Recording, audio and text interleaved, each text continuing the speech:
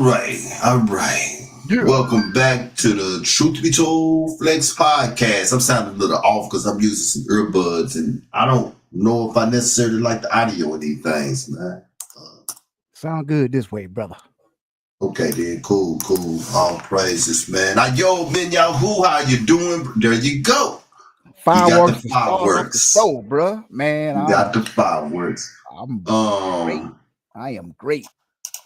All praises. We are back. Up. She made it. Okay, made then. Yep, she made it. We got a full house tonight. All praises for that. Yeah. And it was really by grace too, because if we had got the snow and ice that we had here, but wouldn't have been able. But she's here and she's not here. We weren't expecting her, so. I'm a visitor. Yeah. She didn't come with nothing. I mean, other than I'm just bringing my lovely self. Right. That's it. No, nothing.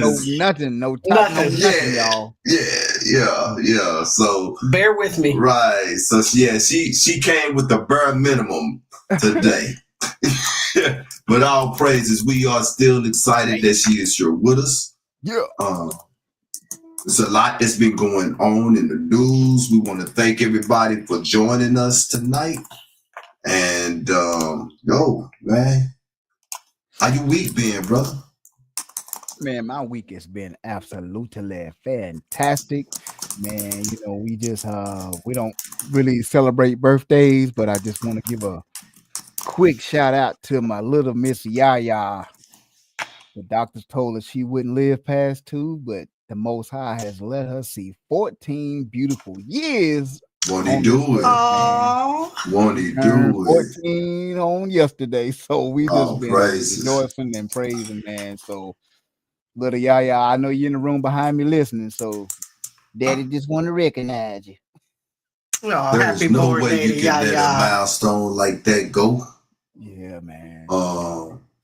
Without being recognized, man. All praises for that. Yeah, the Most High is good.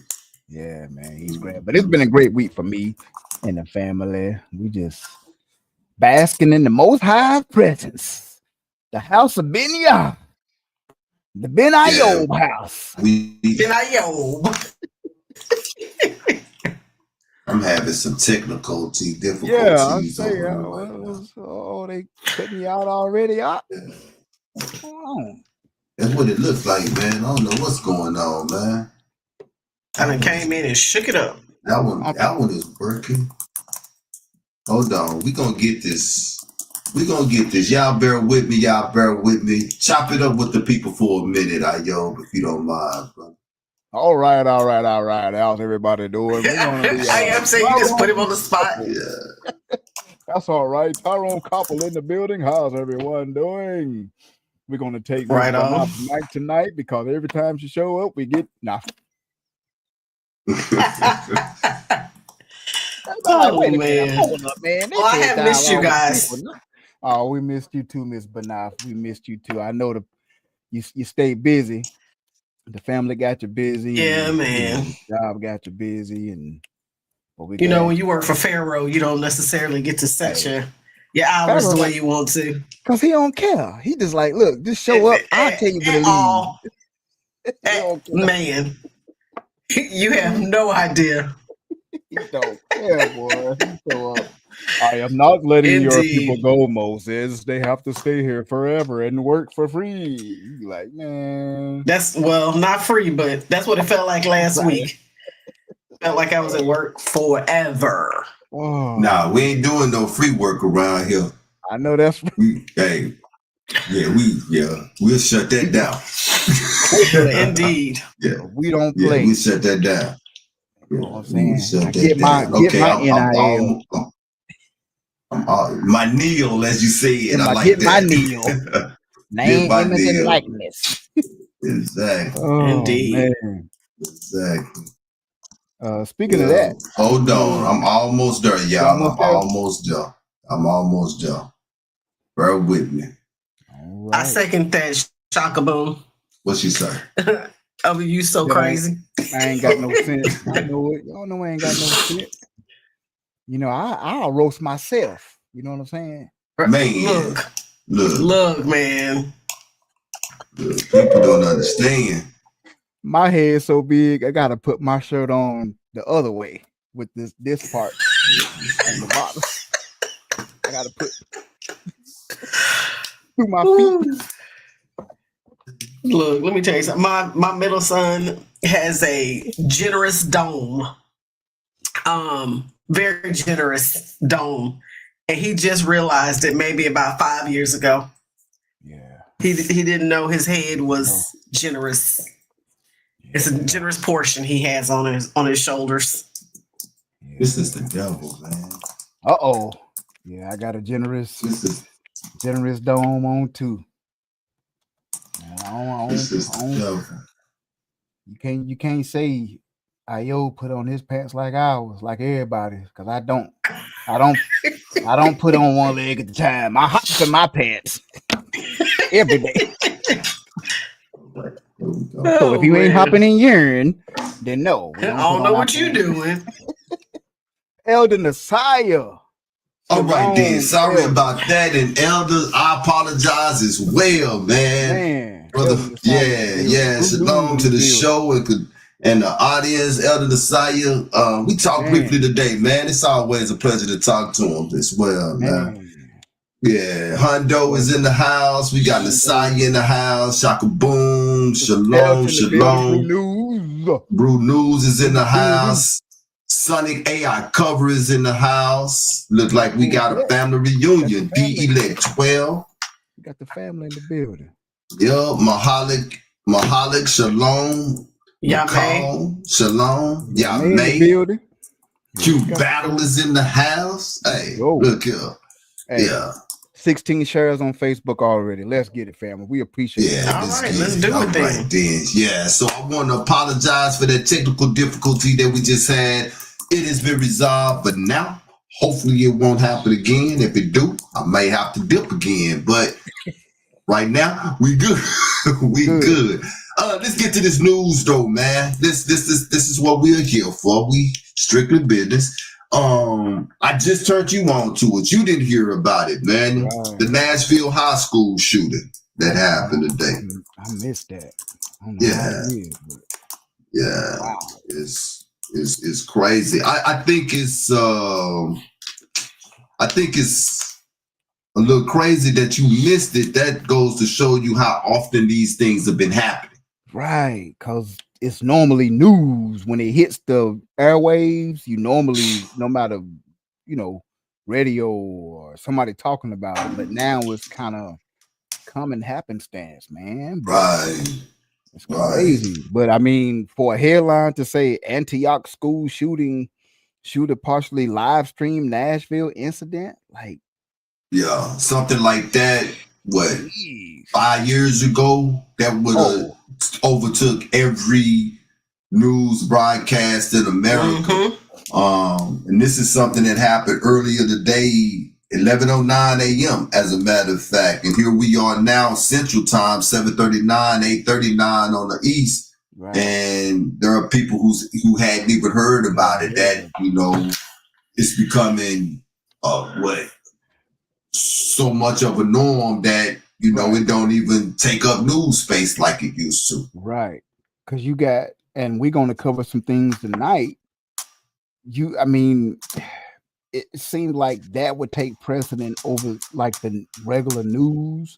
But a lot of this regular news with a new president, new sitting president, and TikTok going down. I mean, it's like that stuff overshadows like someone losing lives. Like from what I understand, what you were reading in the article earlier, I don't know how many people were hurt, but the shooter took out himself. If I'm correct? Like you said, 5 years ago, that would have been news. Like we would have heard about that. Right. Well, if you think about what happened during Sandy Hook, that's all that was on the news when it happened. I mean, it was all hours. That's all you kept hearing about. And then I think maybe a couple of years later, there was another shooting. Please don't beat me up because I don't remember which school it was, but there was another shooting and there was less airtime. And then you had the one a few years ago, I think in 2018, here in Santa Fe, near Houston, Texas. Mhm. That one was on the news for maybe a couple of hours. They talked about it on World News. It was like a little blurb that they threw out there, but then you didn't hear too much else about it. And now this one was literally a blip on the news radar. Right. I got an article. I heard them mention it on our local news, and I'm talking, it was in between segments. It was like they talked about the weather, they talked about the shooting, and then they moved right on to something else. It didn't even get, major coverage. That's crazy. You really didn't hear anything about it. So I think a lot of that as well, though, gotta be, platforms like this, social media platforms where we are starting to put a highlight on the government and what it is that they're doing to the point. You know what I'm saying? Like so many of these that's happening, I think people not just becoming numb to it, people are for real looking at, okay, the problem can't really be the people all the time. Right. It gotta be something else internal. And we know how sensitive the government is at this particular time, that they don't want nobody talking about them. So, look at when it happened. It's at the changing of a guard right now. You know what I'm saying? Yeah, it's at the changing of a guard. So yeah. But I think y'all May brings up a very valid point. You desensitize to it. There's so much going on, and it happens so often now that people are like, oh, another one. Right. Oh, did you hear about? There was another one, and like Sheer said when he first came on, you didn't even know. Like right before the show started, you hadn't even heard about it. Haven't heard about it.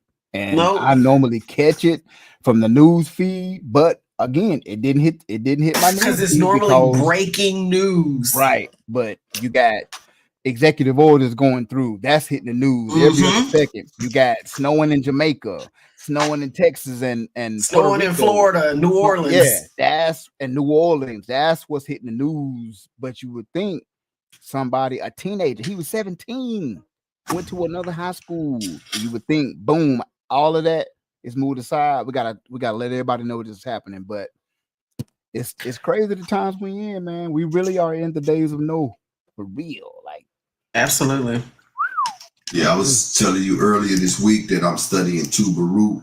I don't know how many people are familiar with Tuba Root, even know that there is a Tuba Root that exists. If you didn't, now you do. Go find it. PDF file it. Okay, it's 63 chapters in it.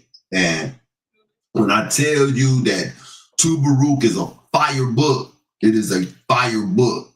But the point of what I'm saying is everything that we talk about on Truth Be Told Flex podcast, it's in Tuba Root. We are living in those days right now. Literally. Exactly. Yeah. Tuba Root. PDF file it right now, man. I promise you that Tuba Root will change your life, man. Yeah. Indeed. But to that shooting though, we was talking about, it says Metro Nashville Police Department spokesman Don Aaron said police received the first call to 911 2 minutes after the 17-year-old student opened up fire. He killed one student, and then he turned the gun on himself and died as a result of a self-inflicted gunshot wound. 17 years old. What is a 17 years old? What? Listen, man, we had Columbine in the 90s, all the way from the Palisades High School a couple years back with that Nick Cruz guy, all the way to now. What is so stressful about a 17-year-old's life? And we all, as family, we go through things in our families, our parents, but to be 17, to want to take somebody else's life, then take your own, what? I think social media is the devil. Social media. I was going to, okay, that's my answer. Because I was thinking the same thing. Social media Yeah, is people live their lives through, especially young adults and teenagers live their life through social media now. Whatever somebody posts is the gospel to them. If somebody doesn't like their post, if somebody doesn't comment on it or share it, or even if they do comment on it or share it, or they put something what's the word I'm looking for? They put something up disparaging about a person. right. That's it. We didn't have to live our lives like that. You made a No. mistake. You made a mistake, and it was what it was. Only the people at your high school might have known, or Right. only the people that you immediately dealt with might have known. But everybody didn't know it wasn't. There was no such thing as going viral. So Now, it's. you go. I mean, I'm viral not saying for- that's all it is, but that's what a lot of it has to do with it, in my personal opinion. Right. Absolutely. I mean, and to add real quick on the social media tip before I know we got to move ahead, but I was just thinking the other day, like on TikTok, you know, the whole TikTok ban and all that stuff. I did a short video over the summer pertaining to Mario Brothers having a different meaning to Itsumi Mario. Mm-hmm. I'm thinking, I remember okay, that. 15 likes, 100 views. Y'all, that thing is sitting at like 470,000 views, 5,000 shares on TikTok, 30,000 comments. And I was like, wait a minute, what? So that shows you the power of social media. And I have to say, in the comments, like grown adults actually arguing. And I'm like, y'all, it's a fun video. Whether he said that or not, I'm joking about this messing my childhood up. But like Banaf was saying, a lot of folks will take things out of context, take things too seriously. Mm-hmm. If your video didn't do well, if it didn't surprise you, like now people take those emotions to work. You know, they take them to school and they get upset and get this angst in the air, and somebody cut them off in the parking lot, boom, and now just because you felt a certain way about a comment on a YouTube video. You can't have an opinion about things anymore, and you will get canceled real quick if somebody doesn't like something that you've said or done. Well, that's the same thing it is with Travis Hunter and his girlfriend. I did a video on Leave This Kid Alone. Yeah. You know what I'm saying? Yes, bro. And I don't necessarily think that the chick is right for him, but as a 51-year-old man, how old are you? Are you 47? 47. If you got to our age, there's no way in hell you have lived as long as we have and have not come across a bad seed. We didn't have social media to tell us, hey, you need to leave that girl, or that girl is wrong for you, or the signs are in it. Let this dude figure this out on his own, and I'm not being insensitive because, you know, the thing I know about men and women is this, and I'm using myself for an example. Well, I had a chick that was so rotten, everybody knew she wasn't no good. Look, Banaf laughing. I knew too, but I ain't want to admit it. Right. That's how it is. You don't want to say nothing. I refuse to respond on the grounds that I may incriminate myself. And it wasn't until I got tired of it, though. You dig what I'm saying? Facts. It wasn't until I got tired of it. And that's how it is. Now, y'all done ran this boy off of social media. My whole thing was leave this kid alone, because right now we are witnessing something that we probably would never witness again. And y'all just mess in this boy head. Leave this boy alone. And you know what everybody's excuse is now? He's a millionaire, so I should be able to say to him what I want. He's not a kid. That's the excuse. That is diabolical to me. That is diabolical. Okay, so what? 10 years ago or just 5 years ago, he would have been a struggling college student with a Heisman. Okay, so what? He got 4 or 5 mil sitting in the bank right now. What does that got to do with you? He's still 20 years old. Right. He's still a baby. Right. He gonna make mistakes. She gonna make mistakes. I'm sure now they think about like, man, we should have listened to our parents and not made our relationship so public, because the world is cruel now, man. It's cruel.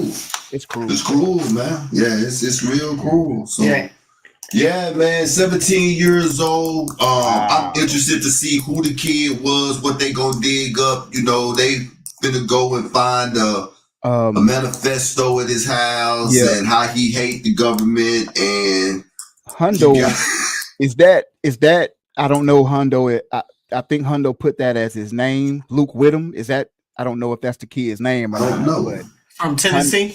yeah, Hundo Is that put what he's that as talking we were about? talking about it. So I don't know if Hundo's Look still that on. up, but not if you don't I'm looking. mind. Yeah, Luke Okay. Whittem. Yeah. I don't know if that's the name or if he was. I don't know. So I just saw that as you were saying that because it's gonna be interesting. The facts that come out in the next coming hours and days. Yeah. It's gonna be interesting. I don't think I know y'all probably so tired of Shahir saying it, but there's no normal 17-year-olds shooting up no schools and then shooting themselves, man. So it can't be. That's what I'm saying. Like, what happened in this? Like 17. What happened or what didn't happen? Come on, there you go. There you go. What happened or what? What didn't happen? You know. Oh, okay. That was the dude that did the first. Okay, so Hondo replied back and said, "Okay, Luke." Oh, okay, no, that was the dude that first shooting. Shooting in U.S. Okay, gotcha. Yeah, what happened or what didn't happen? Do this dude have a real family? Did he have a real upbringing? You know what I'm saying? Like I'm being, bruh, so real right now. You know what I'm saying? Like you say, for that to be on your mind as a 17-year-old and for it to manifest as fruit, your hands and feet actually carried out what was in your heart and your mind. Right. To be 17 and doing that, bro. 17, yeah. 17. And I know some hard 17-year-olds. Right. Don't get me wrong, but this was a male. You said went to another school. A female student is who he shot. Oh. So I'm thinking the love situation. It might be a love triangle. Yeah. Okay. Affairs of the heart. Yeah. I mean, this doesn't make it any better, but now it makes a little bit more sense. It makes some sense, yeah. It makes a little bit more sense. Something like that to get me off a sleeper line. Right. Just could have been a. Yeah, I can see a 17-year-old. I can see that happening. Yeah. So it does say the investigation is ongoing as to a motive. There are some materials on the internet that's under investigation. Okay, so there you go. Social media. There you go. Now they done broke up. She done broke up with him, and they was probably clowning him. See, that's all it.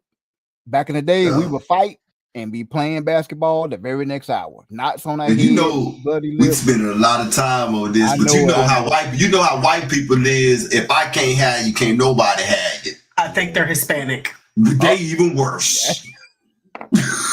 Somebody that's okay. No one. Nah, let me. I'm not. I apologize. Hey, when you walk through the mall, pulled up like this, right? You look the other way. You look at him. It's going to be me and you. This move on. Medea, why are you looking at him? You talked to him last night on the phone? That's my cousin. Give me your password through your Facebook. Give me your password through your Facebook. Get off of social media, period. I didn't give you permission for this. This is how this go, man. January 6th pardons, man. Trump letting them out. I wish I could have grabbed some pictures on this with him, man. What'd you say? Dude with the horns that called the horns, yeah. He said he went to get some MFing guns, y'all. Yeah. That was the first thing he did. The first thing he said. That's what he was going to do. Yeah. Yeah. Y'all better buckle up, boy. Hey, you know when you start a podcast or in the sense of like Delta with her magazine, or you start a clothing line or any type of business, you gotta have a targeted audience. You gotta know who you are targeting when you start your business. Right. Trump has a targeted audience, and he is not letting them down, people. Oh, he ain't. Boy, he going full throttle. Yeah. Hold on. Let me share something really quick. Uh-oh. Y'all have got to see this. Uh-oh. What you got? Oh. She's back. Well, you know it wasn't gonna be long. What you got? Look at this. What is she blowing? Oh wow. Is that a shofar? That's a shofar? You got it. Who is that? You got it. Who is that? It's just some lady blowing a shofar outside of the DC Central Detention Facility. See, that when you Wow. that's what happens when you have no culture and you try to Mhm. take things from somebody's culture and you don't know what you're doing spiritually. She has no idea. She just blowing a horn probably, or she may have Googled it and a little information popped up. Oh, we blow this because it opens up the the heavens and the Shamayim. What is Shamayim, Mom? And she just blew it, not really knowing what it really means. Yeah, that's crazy, man. Yeah, they probably Jewish as well too. Mm-hmm. More than likely. Text me that article. I want to get into that. I want to see more about that. If you don't mind. Send that to me too, bro. Because Will do. That's interesting. Yeah. So she have no idea what she doing None. at all. Not Nan. Not even a little bit. Not Nan. It's abhorrent. All right, let's get to. Did you get those topics, man? I got them. Okay, cool. Let's get to these topics that we got, man. We got several that we got to get to. Man, we spent so long on that we didn't even get to the sport. Okay, I know it.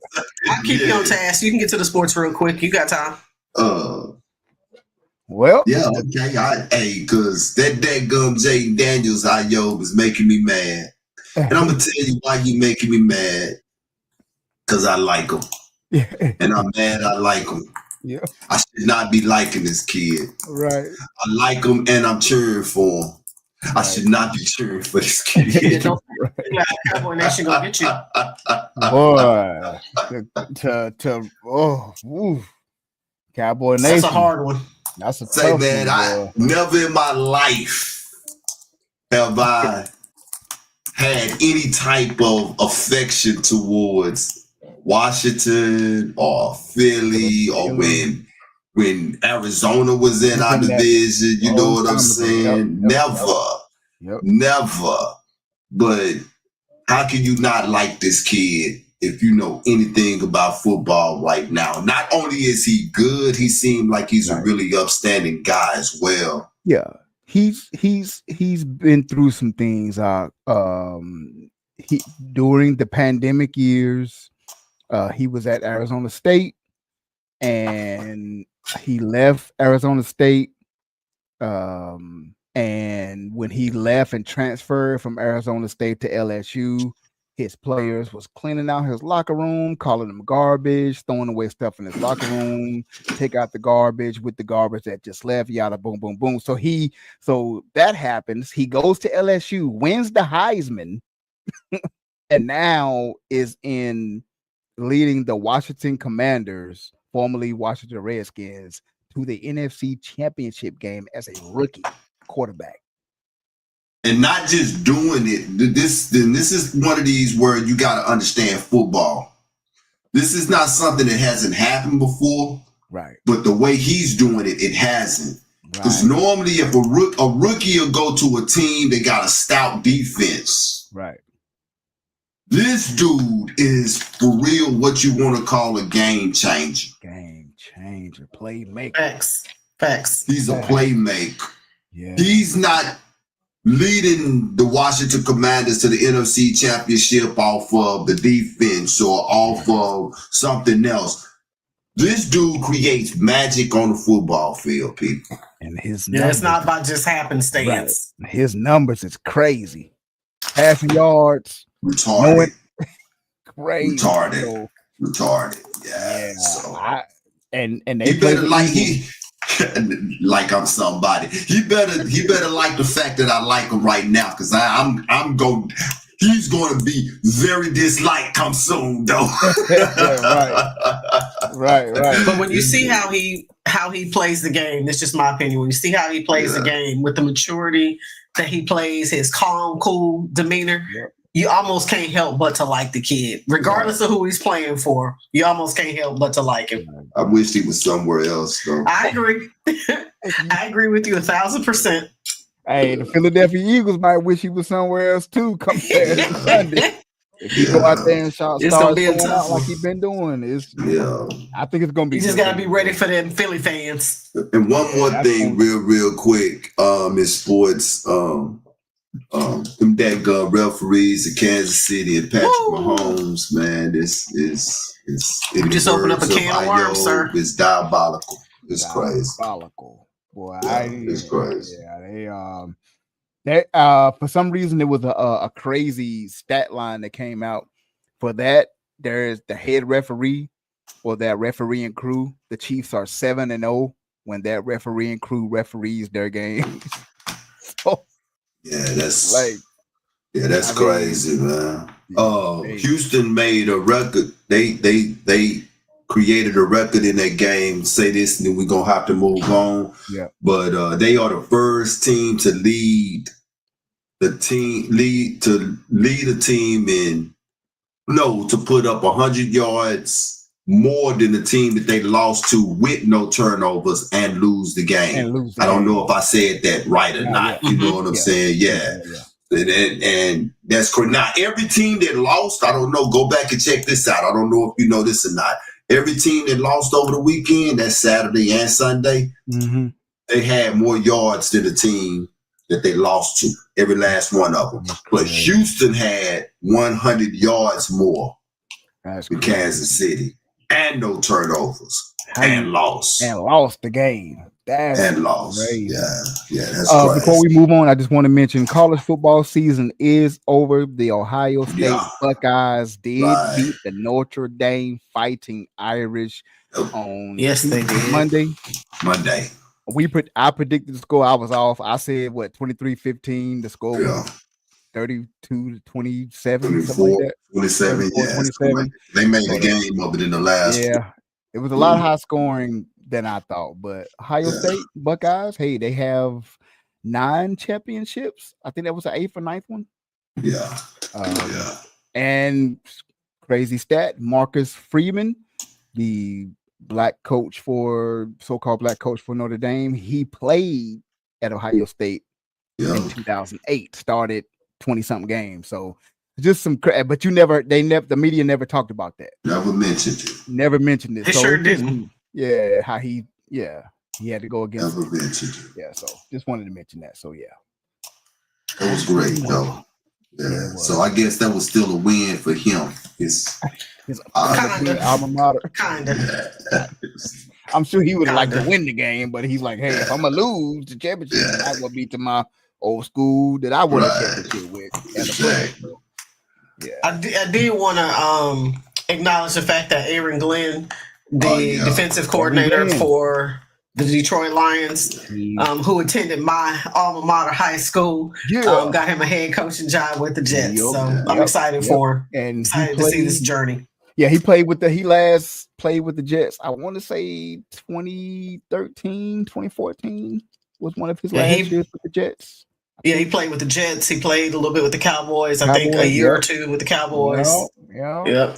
He played with the Texans too, didn't he? Did he do? He did a year with the Texans. He was a good cornerback, all pro. Played cornerback Pro Bowl a couple of times, and now he's head coach of the New York Jets. So, if I'm not mistaken, he has a brother that played for the Jets too. Jason Glenn. Also played for the Jets. Wow. Who's a high school coach right now here in Houston, Texas. Wow. Yep. All right, man. So that's it for sports.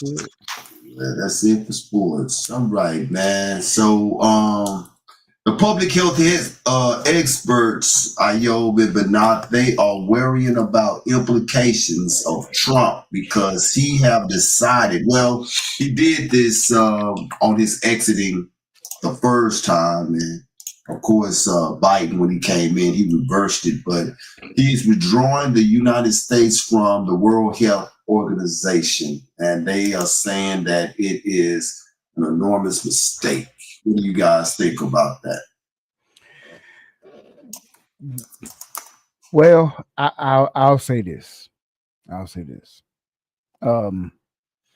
This what stands out to me.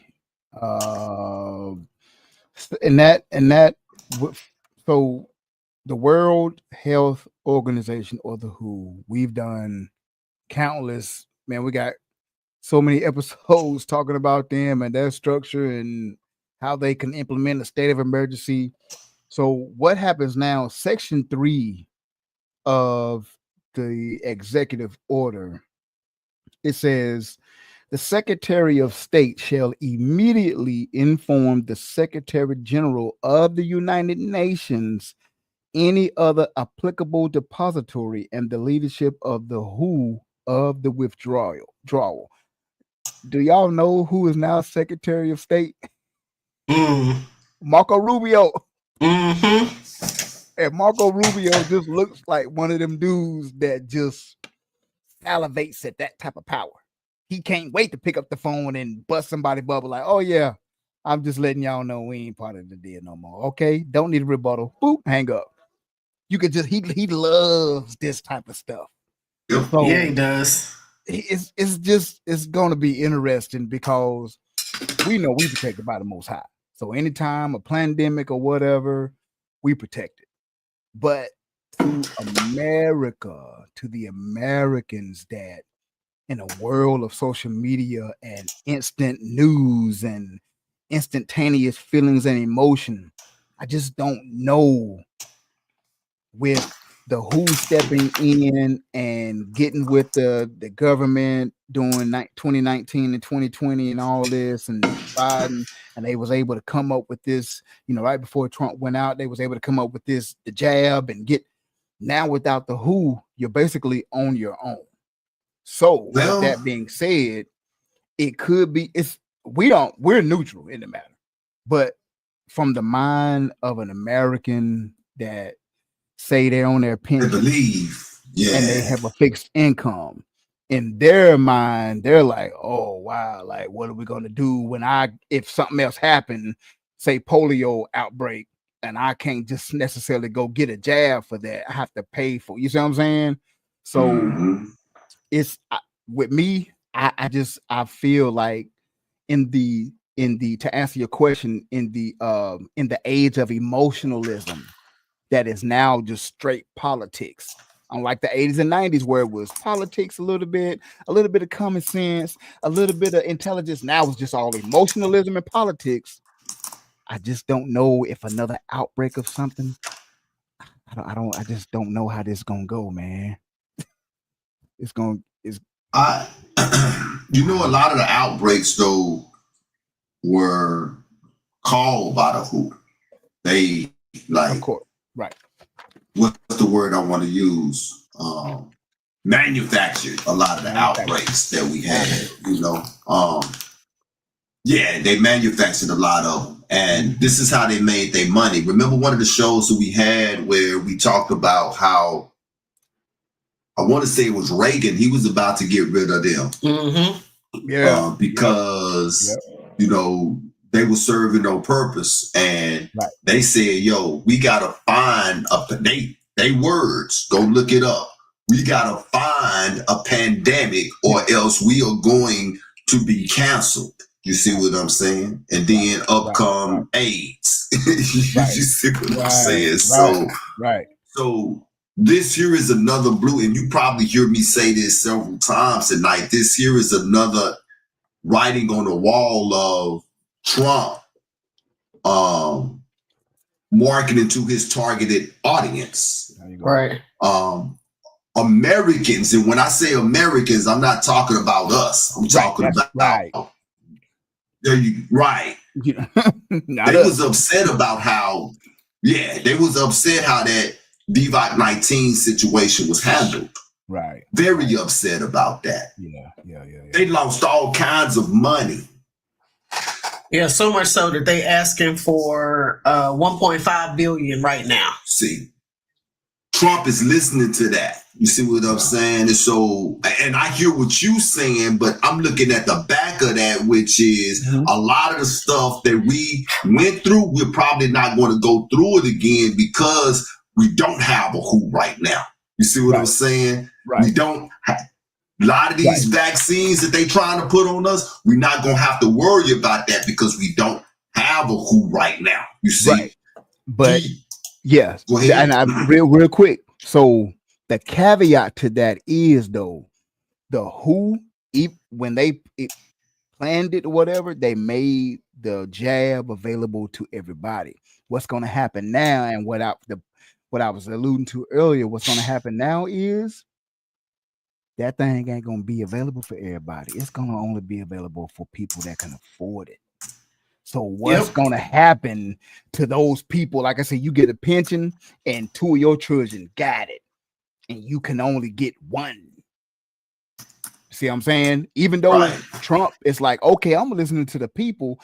How what happened last time was bad news. So we're going to remove the WHO, but the WHO is saying, okay, we get it. We out the way. But remember, the one thing that we did do right, we made it available for everybody.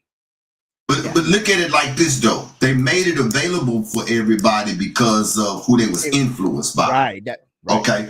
And this is one of the reasons Trump is shutting it down is because he says that. Where is it at? He says that he says everybody is ripping off the United States, right? He said this is not going to happen no more. And he used China as an example. He says China has a population of 1.4 billion people. Listen to this. Has 300% of the population of the United States, yet contributes nearly 90% less to the WHO. So if China only contributes 90% less to the WHO, that means that America is funding the WHO, which means that we always say follow the money, which means that a lot of the stuff that people that we are subject to in the world, you subject to the people who is buying you. Absolutely.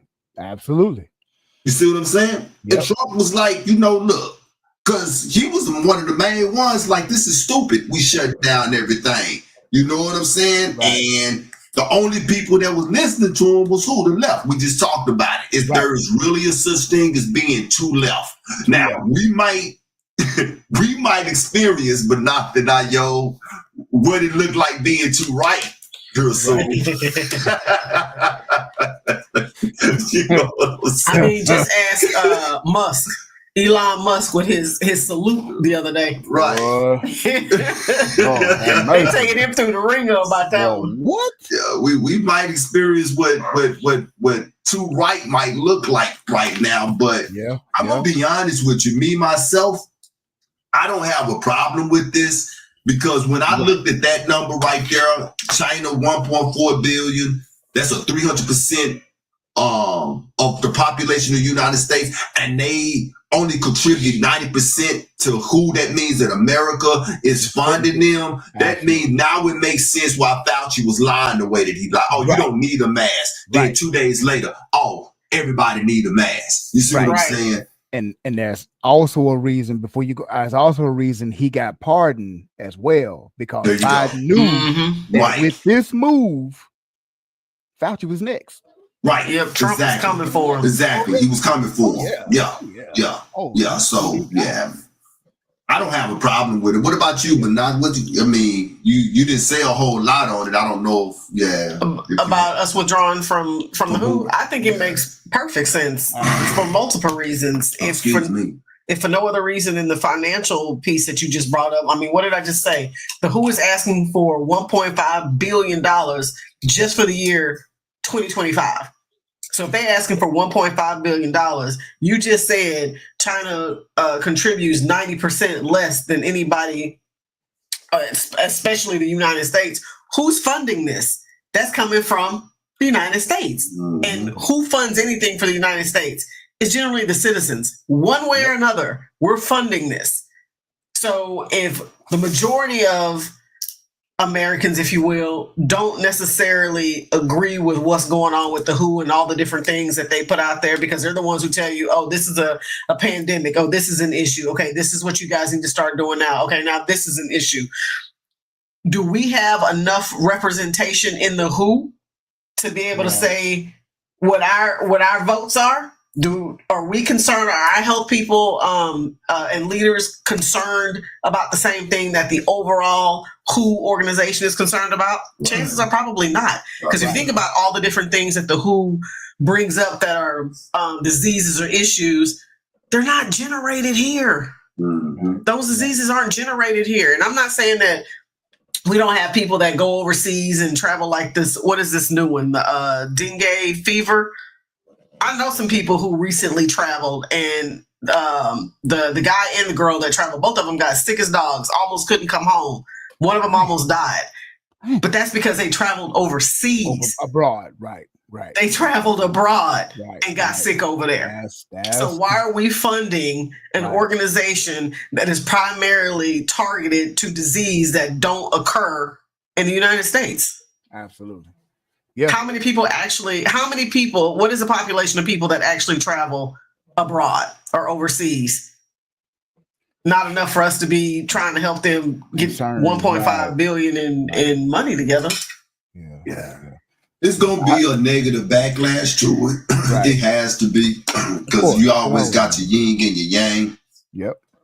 I agree with y'all. I just know, looking at it from the rural American, like I said, not us, but the rural American, with the way the media is set up, the media loves. There you go.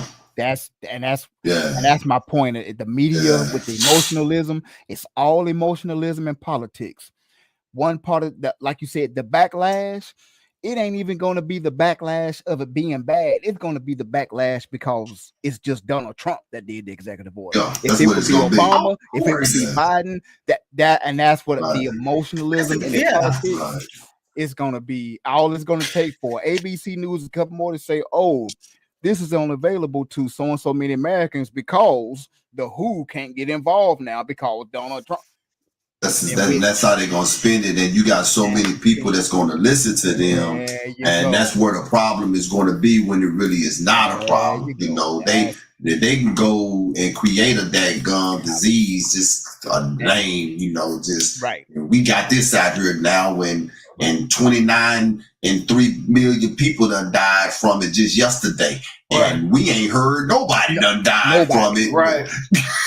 People will be actually recording from the area where they say people died. Like, everybody here is fine. What are they talking about? Yeah, what are you talking about? Right. But now, instead of believing those people with the actual video saying nobody died, now it's conspiracy theory. And you see what I'm saying? That's all it is nowadays, man. Yeah. And that's what, as an Israelite, it's all Trump fault. It's gonna be Trump fault and his people fault. He pardoned people, yada yada boom, and you just got a whole war breaking out. Right. So really quick, listen to this logic and how they blame Trump and how they change the narrative. Just really quick. This morning I heard a little clip from The View and your favorite person, Sheer Sonny. I can't stand that. So they were talking about the pardons, right? They were talking about how crazy it was that Trump came in and pardoned all these people, and especially the people from the January 6th insurrection. The insurrection, correct. The insurrection, and how ridiculous it was for him to go in there and pardon all these unlawful citizens, and he's not holding up democracy, and he's the president, and look at what he's doing. Well, the only person on the show who ever has a varying opinion said, okay, well, if we're going to talk about Donald Trump and his pardons, you have to also be fair and talk about the pardons that Biden did. Biden pardoned his entire family, including his son Hunter, who he flat out said he was not going to get involved and he was not going to pardon. Pardoned a couple other people. He pardoned Fauci. So she said, if you're going to talk about that, let's talk about this, because he's doing this on his way out. Do you know they flipped the narrative and said that the only reason Trump pardoned the people he pardoned is because he could, and Biden did it because Trump did it? Are you kidding me? That's The View for you, man. I don't even know how that show is still on. I don't know either, man. They need to take that show and well, it's really one-sided. The one person, it's not a view. It's not, because the one person who has a varying opinion, they beat her up every time she opposes their views. And you know, one of my favorite people who used to be on the show, Meghan McCain, because she stood on business. She always talked about how she, you know, what she believed in and what she felt, as much as they beat her up about it. And you know, I think she has some of her own issues. She's a little spoiled and a little entitled. Yeah. You know, typical, you know, however you want to, you read between the lines. However, she stood on business when it came to politics and the things that she believed in, and they gave her so much grief about it. You're not allowed to have a varying opinion from them. And they call you cannot. You cannot have an opinion that's opposed to theirs. What all they think. And exactly, and they all think the same way. And it's just typical raw chicken behavior. That's all it is. That's all it is. Typical raw chicken behavior. They need some men on there to balance out some of that daggum estrogen that's on that show. I don't even think it's necessarily so much that they need men on there. What I think they need is some people with some backbone, somebody who has a varying opinion, who is not going to bow down to whatever it is that this is our opinion and you have to go with this. Absolutely not. I don't view it like that. Yeah. My view does not have to be yours. Right. I agree with that wholeheartedly, man. That's it. Y'all women, don't beat me up, please. Yeah, don't beat him up. I need him. I need him around. Okay, we will not beat you today. Tomorrow may not be your day. All right. Hey, an executive order that he's about to put in effect. This was another one that he was doing on his way out that Biden reversed when he won. I want to make this note on these here, man. When you sit down and pay attention to what Trump was trying to do and what Biden did when he got in and how the country ran during the time that he was in, whether you are for Biden, not for Biden, for Trump, not for Trump, and I'm talking to those that, you know, that are in that lane, right? Mm-hmm. You've got to realize that regime that was in the office, there's no way that you can look at that regime and say that the things that they was doing was for the betterment of the country. There's no way. You know what I'm saying? It's like, just think about it from a non-biased standpoint, and you'll see that they was just straight out trying everything that they could to sabotage this place, man. You know? It's real sad. And but to land back off what you're saying, what's sad is that when we say that a non-biased, not to the left or to the right, but not leaning it, just independent thinker, like y'all just said, I don't have to see your view and we don't have to agree. That don't mean I'm a bad person. If I'm thinking about it unbiased, everybody would say, "Oh, that's the wrong way to think." See, and it's like, no, I don't have to lean right or lean left. Right. I can say they was trying to sabotage it from what I see. That don't mean I hate the left and all love the right. That don't mean that. But that's what that emotionalism and that's where that comes in. And what you just said, you can't even say that in a comment on a video online. They will they'll rip you up. Yeah. You can't say from an unbiased, independent mind thinker standpoint, yada yada. Oh, they will. Boy, what you doing here for? You don't know. It's like, because the thing of it is, you got all of these people upset with Trump and these executive orders that he's doing right now. Mm-hmm. The only reason he is able to do these here is because, again, like we said, there's a such thing as being too left. 2 left. They went way over there, All which the way. gave him the opportunity to even do. If they didn't go so far over there, he wouldn't even have the opportunity to do a lot of this stuff that he's doing right now. Kamala will be in office if that's the case. You see what I'm saying? You absolutely right. She You You know? are 100% So, right. I mean, because this one right here, man, this next executive order, which is the FBI closed the diversity and inclusion office. Yeah. Where did they come from? They came from the left. Why are you looking at me like that? I said something wrong?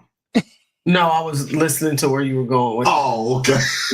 Yeah. It says in recent weeks, the FBI took steps to close the Office of Diversity and Inclusion, and it was effective by December 2024. It says the office was a threat. Oh, this is me saying that office was a threat to red blood American white people. That's what we're saying. You know how Trump is gift wrapped in this country back and giving it to the people. But the thing that get me on this, Ayob and Banath, is that there was, even back to what I was saying, if they didn't go so far left, we wouldn't even be here right now talking about this. The thing that get me is that there is a such thing as diversity and inclusion bill to even cancel. Why is that? Yeah, that's You see what I'm saying? yeah. Diversity and inclusion. Yeah. We talk about it all the time in various episodes where it started with us saying, look, stop overlooking us because the color of our skin. Since you Affirmative action. Affirmative action. And affirmative action wasn't because, we just got to hire some light-skinned people and dark-skinned people or curly-haired Afro people. No, it's like that now because of all this inclusion and genders and different things. It started out to say, look, you kept us in slavery because of the color of our skin. But now we are starting to be qualified to do these executive jobs that you're paying other people for just because they're not dark skinned or light skinned, but they're white. So it started out like that, to saying not only should we be included, but we need the opportunity. If I walk in this interview with a degree that I have, with all the personality, the character that they're looking for, and somebody a little bit younger than me that's a different color than me walks in, no degree, no know-how, no experience, but if he gets that job, that was the issue in the 80s. Let's just call it what it was. But it turned into all these other stuff. We marched to get good jobs. Next thing you know, these genders marching with us. And then it turned from a civil rights march to a civil rights march for them. So now fast forward, when they want to get rid of these things, it shouldn't include us, but we get lumped in with it. But they really trying to get this woke policy of, okay, you say you a transgender what? Okay, so why should I give you? You're not even qualified to get this job. But since you're transgender, I have to hire you, because if I don't, you're going to go and sue me, and they're going to say, you put this policy in place 2 years ago. Why didn't you hire them? You see what I'm saying? You see that gray area? And that's what it's become. So just to give you a little bit more on how they view this, how this happens, and I think I may have mentioned this before. You have companies 20, 30 years ago that were very much good old boy companies. The nepotism was rampant. You could have somebody, like you said, Ayo, has a degree, has everything that they need to have. They dress the part, they talk the part, they come in, and they are absolutely qualified for that job. But you have President Joe Blow of the company, his son, Billy Bob, needs a job. And instead of giving it to you, they're going to give that job to Billy Bob because he's the son of Joe Blow. He's a good boy. And he's a good boy. And you and I both know we have seen it happen happened 101 times. You are not qualified for this job. You have no experience, no skill set, no people skills, and yet you end up with the job. And then 25, 30 years later, now your son comes along and needs a job, and guess what? Your son also gets a job, and then the nepotism just keeps rolling. Or even your daughter needs a job, and it just keeps rolling. The whole reason for affirmative action is because we were consistently and constantly overlooked. Even though we had the skill set, we were qualified, we were constantly overlooked because we don't want to hire you. We want to hire the person that looks like me. We want to hire the person that I can, go to the golf club with. Somebody I can take to a restaurant and nobody's going to look at them side-eyed. That's where affirmative action came in. This diversity, equity, and inclusion is completely different in my personal opinion, because diversity, equity, and inclusion means I've got to include you in every single thing that we do, whether you have the skills for it or not. Whether it makes sense for you to be in that position or not, I have to look at people. And if I see two people who are equally qualified for the job, but because I feel like your personality and your character might gel with my team more, I've got to thoroughly document why I feel like you're a better fit than this other person over here. And chances are you're not going to be able to document that well enough. So guess what? Let me just go ahead and hire this person over here who wears a dress to work every day, even though, never mind. You know where I'm going with that. And that's why I asked the question is, why was there even a such thing as a diversity and inclusion bill to begin with? If it had to just stop the civil rights, everything would, because like you said, we marched. We were the ones getting our heads beat upside. We was the ones getting water hoses on us for our people so that we could be looked at as equals. Correct. Then all of a sudden, all of these other nations and then these other groups start coming in on what it was that we did, and now you got a bill online that's called diversity. Listen to the name of it; it boils my blood. Diversity and inclusion. It's diversity, equity. Inclusion. There you go. Exactly. You see what I'm saying? That's retarded, man. No one ever cared if we got the job. No one ever cared if we got into that school or not. And it's retarded that these gender fluid people got all of this dadgum power. So again, this is Trump putting his fingerprint on and letting his target audience know, I hear what you're saying. I hear what you're saying. You don't want it, I'm gonna get rid of it. That's exactly what you're saying. That's just, and the equity part comes in, just like how you build equity on a house. If you buy a house, you have a 30-year mortgage, but then you take your own money and start building an extra wing on that house. Now the value is more. You built equity in the home, it's worth more. So that equity part is, hey, we're gonna let males with green hair and piercings all over, and because there's going to be other people in other countries look like them that want to come over here and go to school and be hired with this company that's going to make the company grow and make the value at a vast rate. That's what the equity is. Because they say I want to own, instead of having Sheer, Banaf, and Ayob on my upper management team making $100,000 a year because they know how to do the job, I'm gonna have somebody from Russia, from Australia, and Switzerland that look totally different with green, orange, and red hair and black nails and piercings and tattoos on their face and their neck that don't know how to do nothing, because them being on my upper management is gonna make more people want to invest in my company and put equity. That's what that even in neighborhoods, when homosexuals come into neighborhoods, they increase the value of those neighborhoods. The other piece you have to think about too, though, is there are people who, for example, and I showed you this video, Sheer. There was a class, a teacher is in front of the class teaching these kids some complex math equations.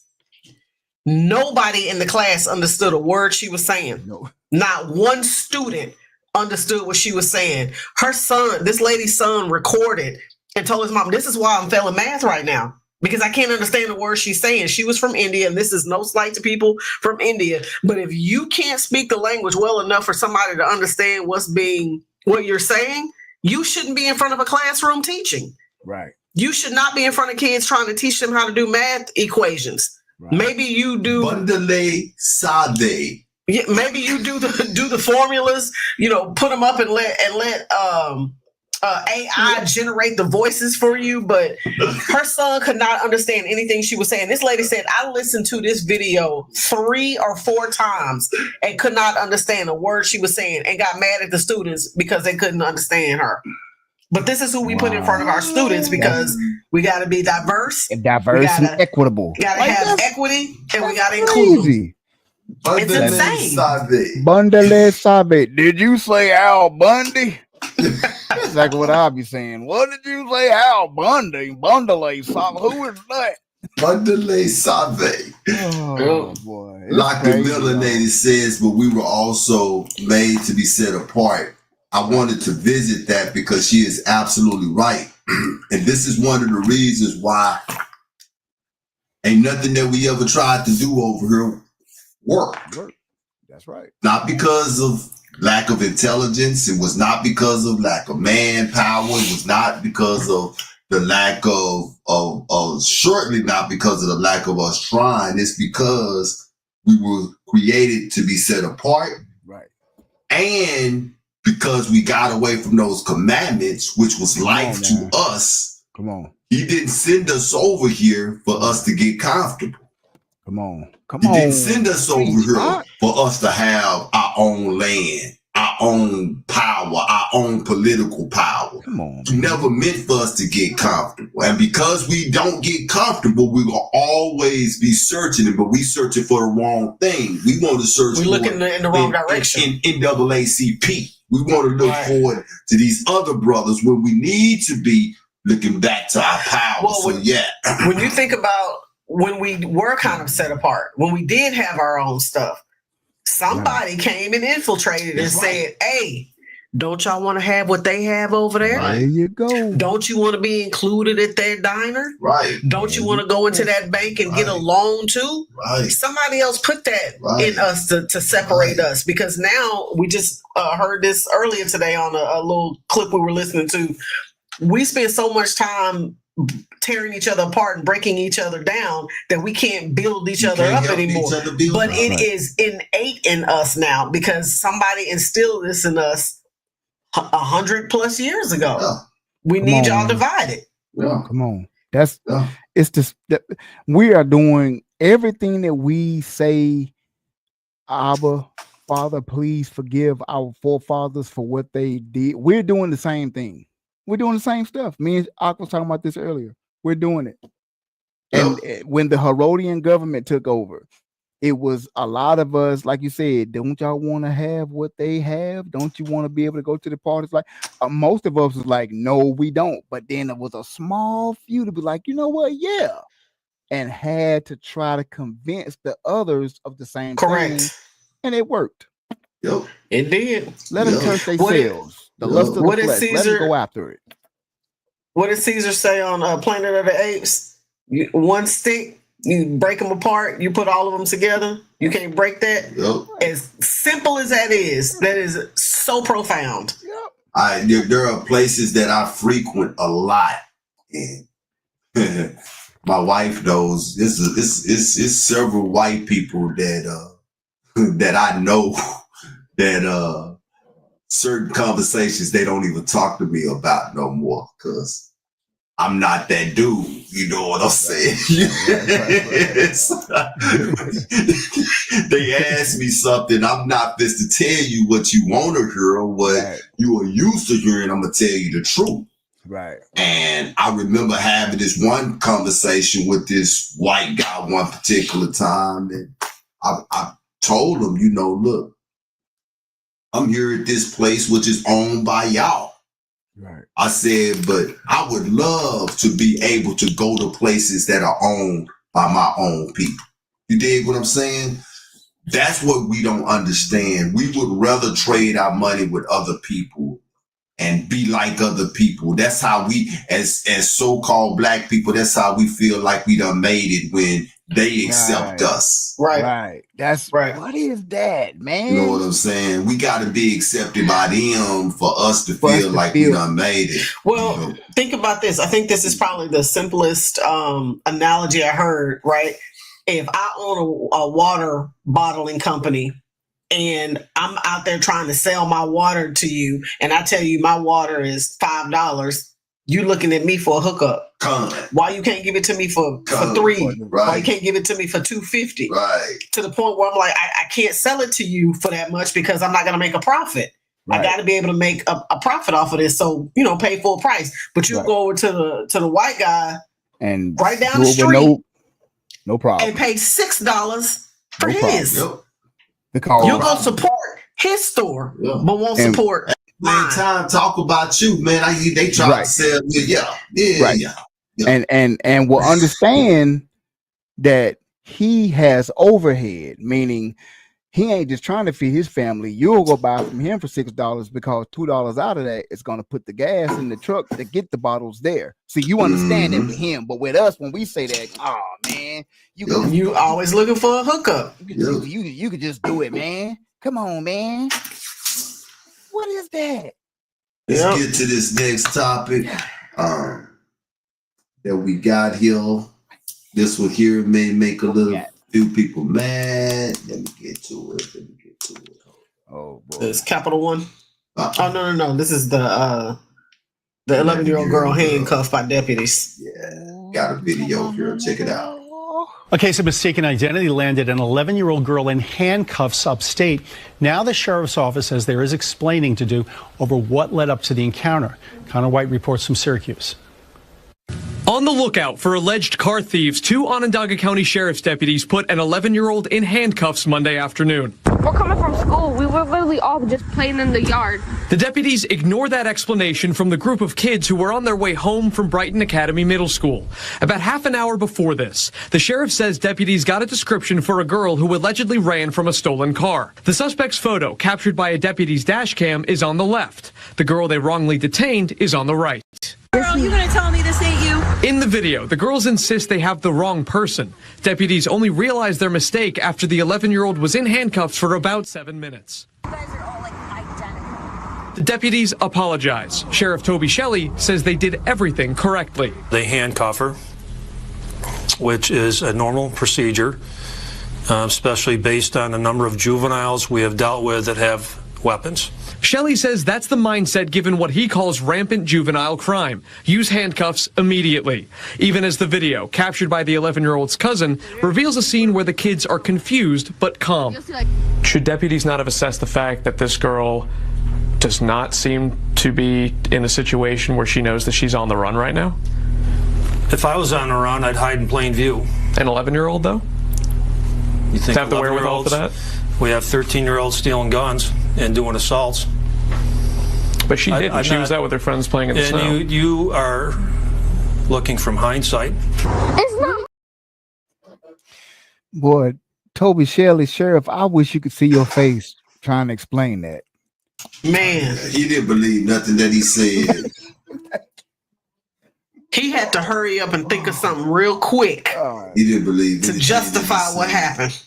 There's no way that, again, here we go with the conversation we just dropped off on with our power is allowing certain things to happen to us, man.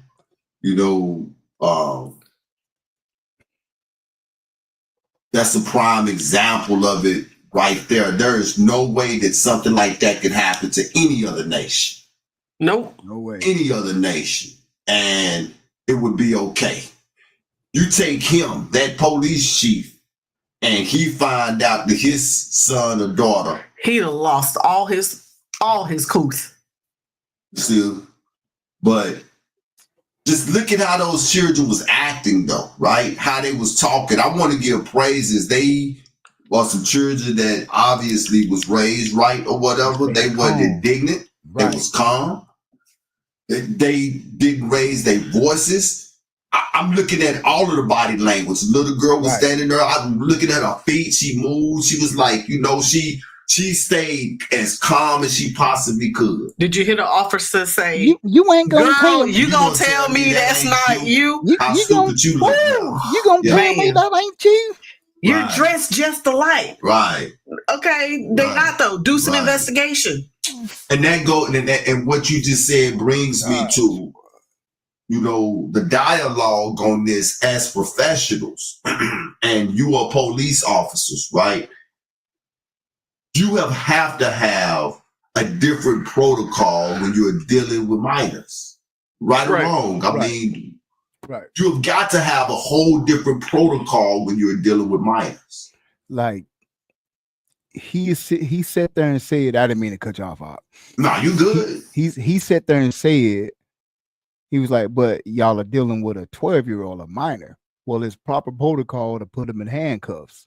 Like, where is a minor gonna run to if they run? If you're sitting there questioning them without handcuffs, where there ain't but so many places that a 12-year-old is gonna go. Now, a 25-year-old may know all the hiding spots and know how to run up in somebody's crib and hide out. A 12-year-old don't really necessarily know how to really. Their mind is not that mature. Now you have some that grew up a little different that may, but that's a small pool of children. And for his response to be, well, I would hide in plain sight. Really? Really? Every 11, 12-year-old I know that done something they weren't supposed to do and know they're about to get caught is going to hide. Yeah. They are not They thinking decide about to hiding in hide. plain sight. That's an adult, mature move. I'm gonna hide right here amongst all of these people. Yeah. Boy. And then for him to say, well, there's 13-year-olds stealing guns. Okay, but we're not talking about a 13-year-old that stole a gun. There is the saying, there's a right and a wrong way to do everything, man. And here was a group of kids. They were on their way home from school. And I can actually see, I don't know if you guys saw the picture of the person that they was looking for. It was in the video clip. I can actually see you making a mistake because they were dressed alike. They were. Coat, camouflage pants. I can see that. But there is a way of doing everything, and you have got to, as an adult, and this is where my wife always say, common sense is not as common. It don't grow in everybody's, you know what I'm saying, garden. First, as an adult, right? And we talking about car theft here. You know what I'm saying? We're not talking about bank robbery. We're not talking about, assault and battery. We're talking about, and 9 times out of 10, a 12-year-old and car theft, that's going to be like a joyride. That's going to be, you see what I'm saying? It's going to be, mischievousness, if I said that right. Right. And if you thought that you saw your suspect, how hard is it as a police uniformed officer to walk up on these group of kids? Hey, let me talk to you right now. 12, her little legs can't run fast enough if she decides she want to run. That's right. You see? Right. You can control that whole situation as an adult first and then a police. Right. You understand what I'm saying? Right. As an adult first, and I'm doing my job as a police officer, but I'm going to deal with you as an adult. Right. We don't have to put this girl in cuffs. Nah. If you are that afraid of a 12-year-old that you done walked up on, you are in the wrong line of business. You don't need that badge on, bro. And especially no gun and no badge on. Right. So the first thing that I noticed as soon as I saw this video, common sense.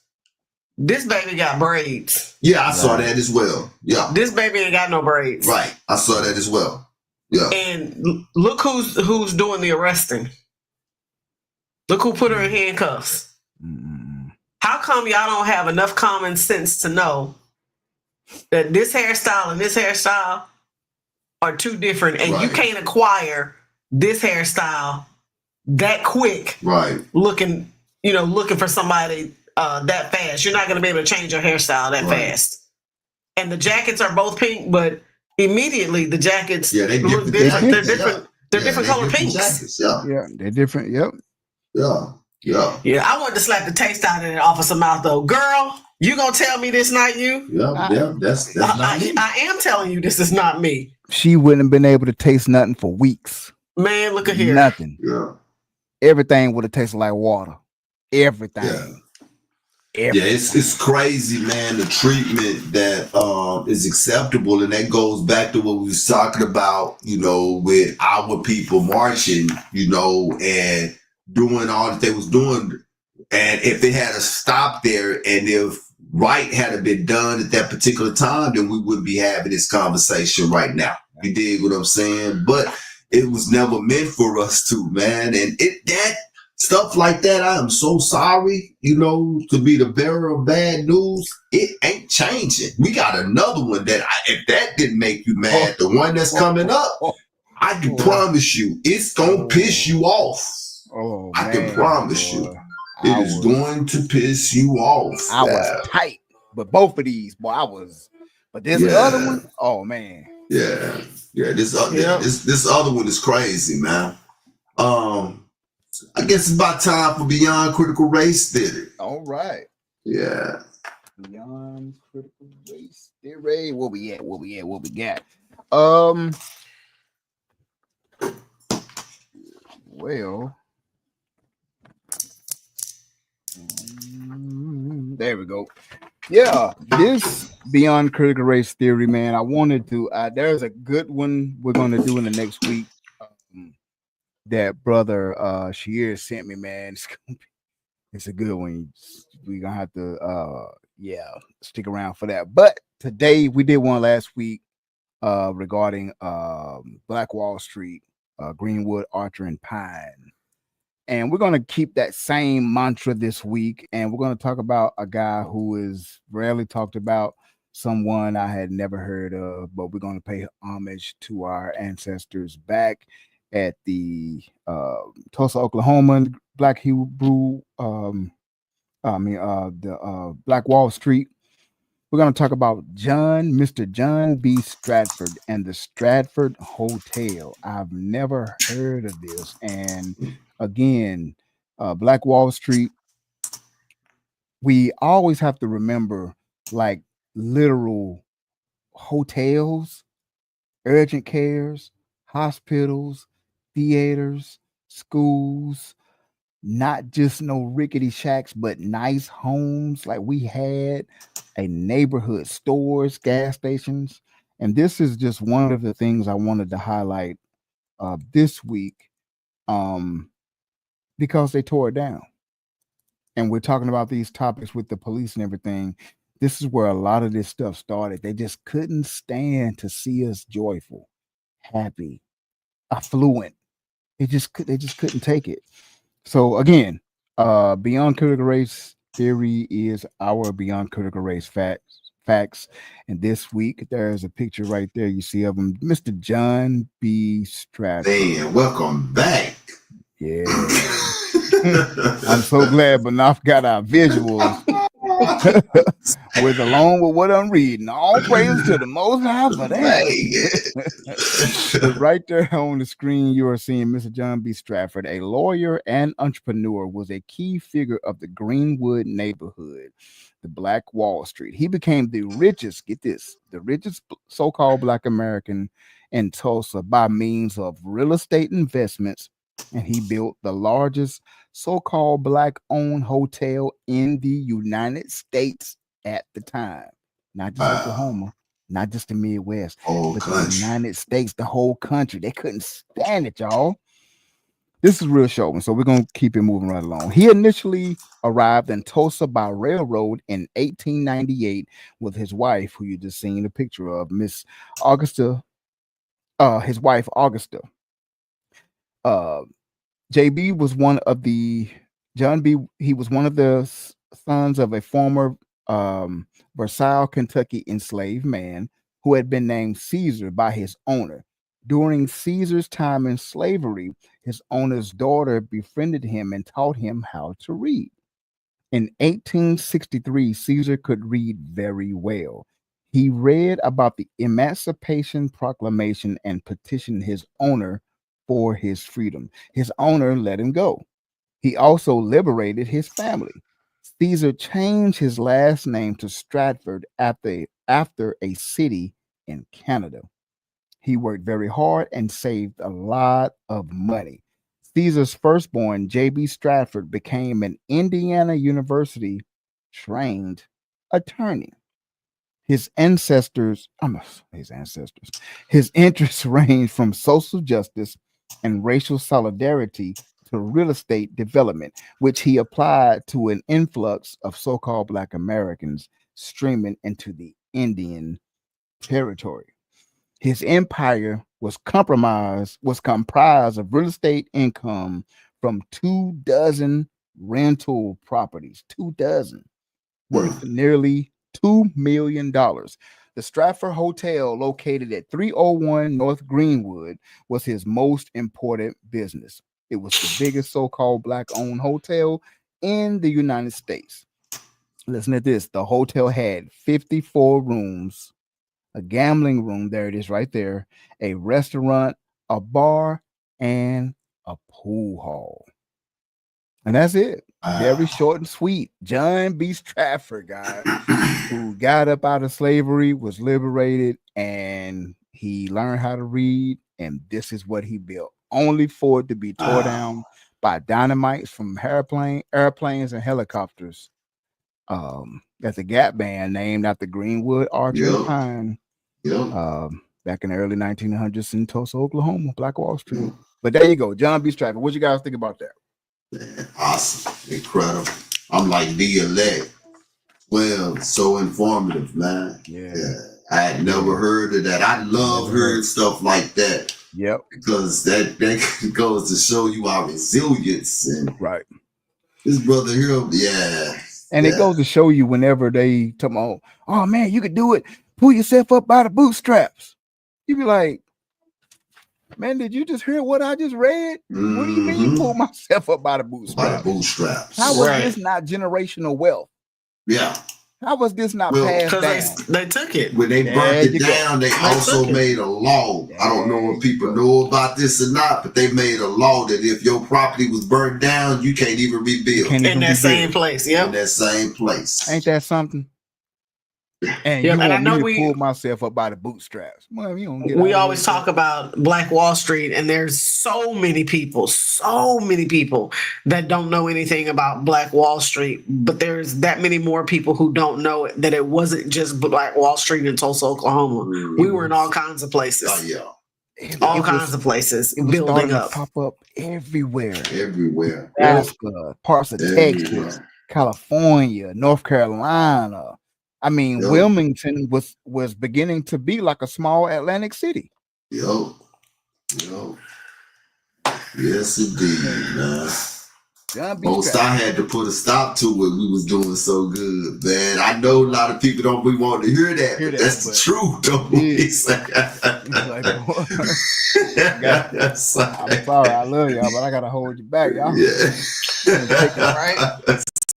You're getting a little too comfortable. Yeah. That's what you said that earlier, Ark. We wasn't sitting here to get comfortable. Well, sit here to be comfortable, man. We were not.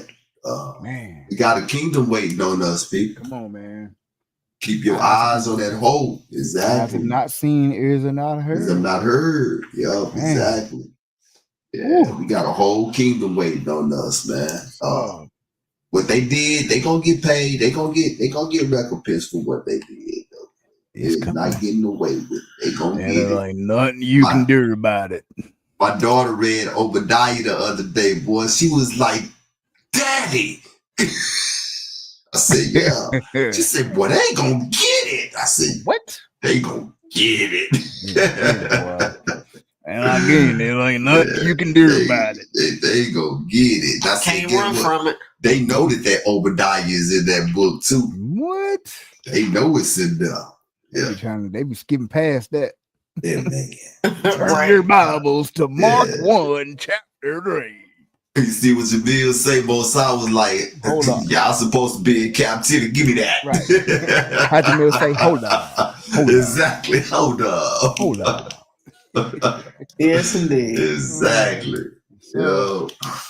All right, man. Let's keep it moving. Capital One says the technical issues affected customers' ability to pay their bills, to make deposits, and it even affected a lot of their businesses. And they said, this is what Capital One said. And I want to know what y'all think about this. Problems with a third-party vendor that Capital One uses are affecting some bank customers' ability to access money online, ignite anger on social media, and problems with a third-party vendor, I'm going to say that again, that Capital One uses are affecting some of the bank customers' ability to access the money online, right? A third-party vendor. This is what just kept popping out of me as I was reading this article. A third-party vendor.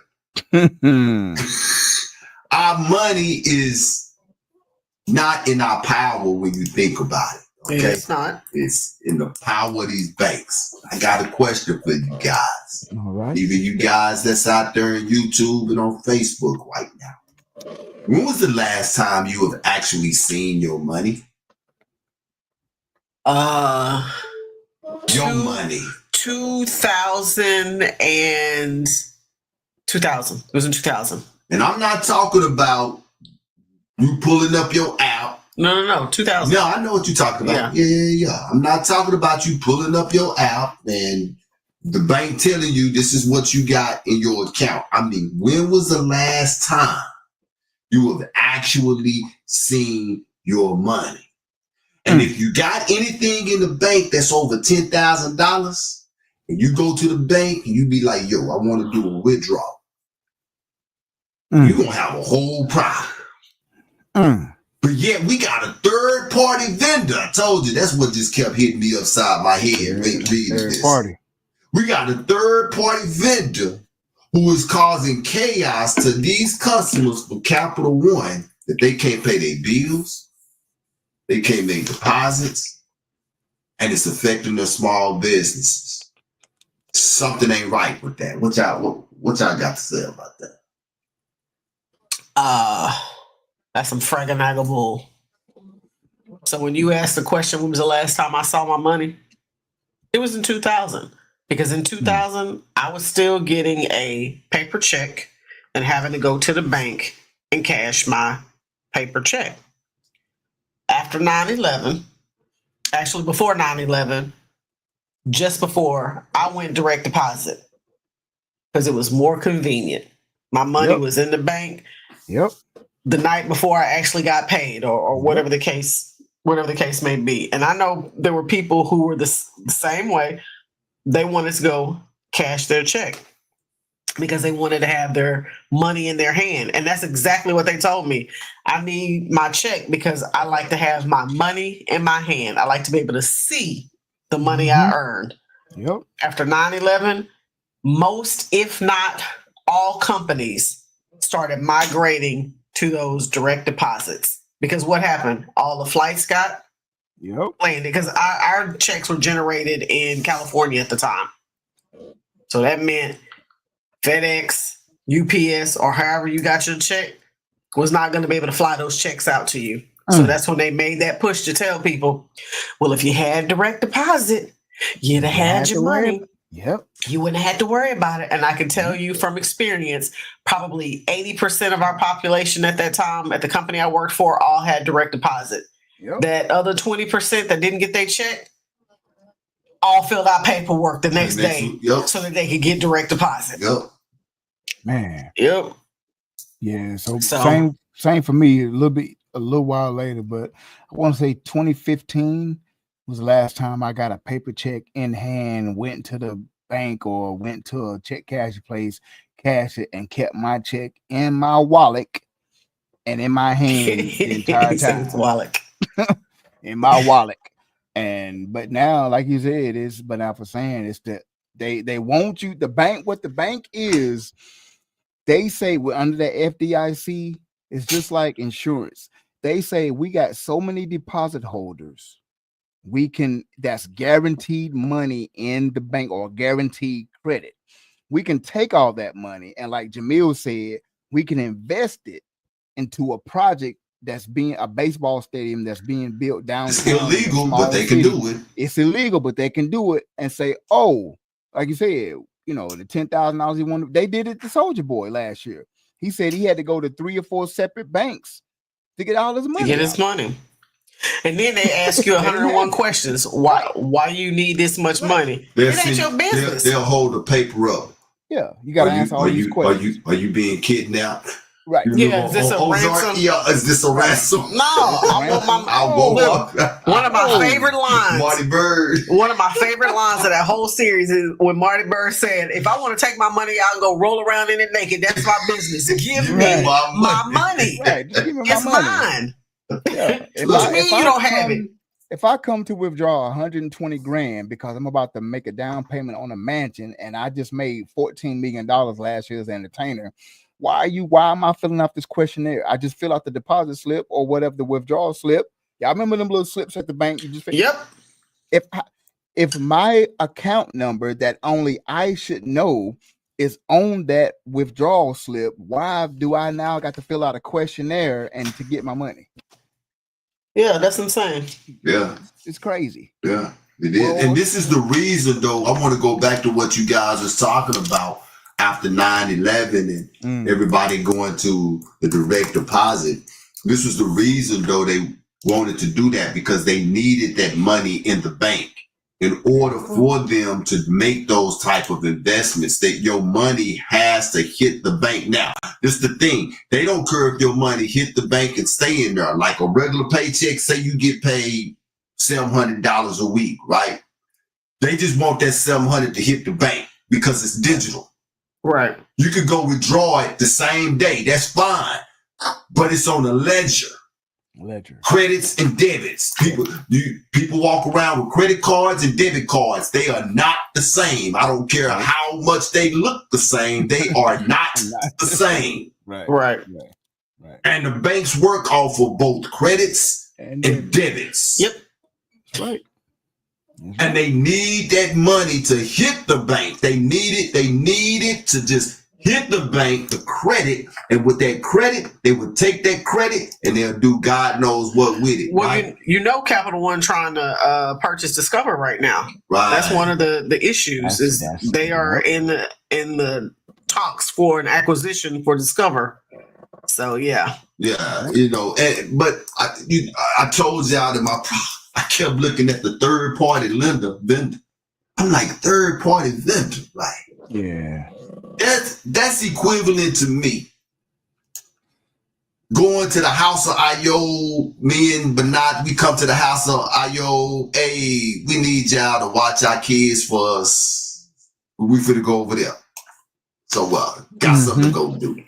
And then the house of Ayo, after we leave, they take our kids, baby, and give it to somebody else to watch. Yeah, right. Third party. Wait, there you go. How old are they when we're doing? I'm just playing. But then who they took it and gave it to somebody else. Took it and gave it to somebody else. Right. Look at here, man. And then they took it and gave it to somebody else. I'm doing business with Capital One. This is what we be. This is why it's so dangerous with everything being so digital now. Agreed. Right.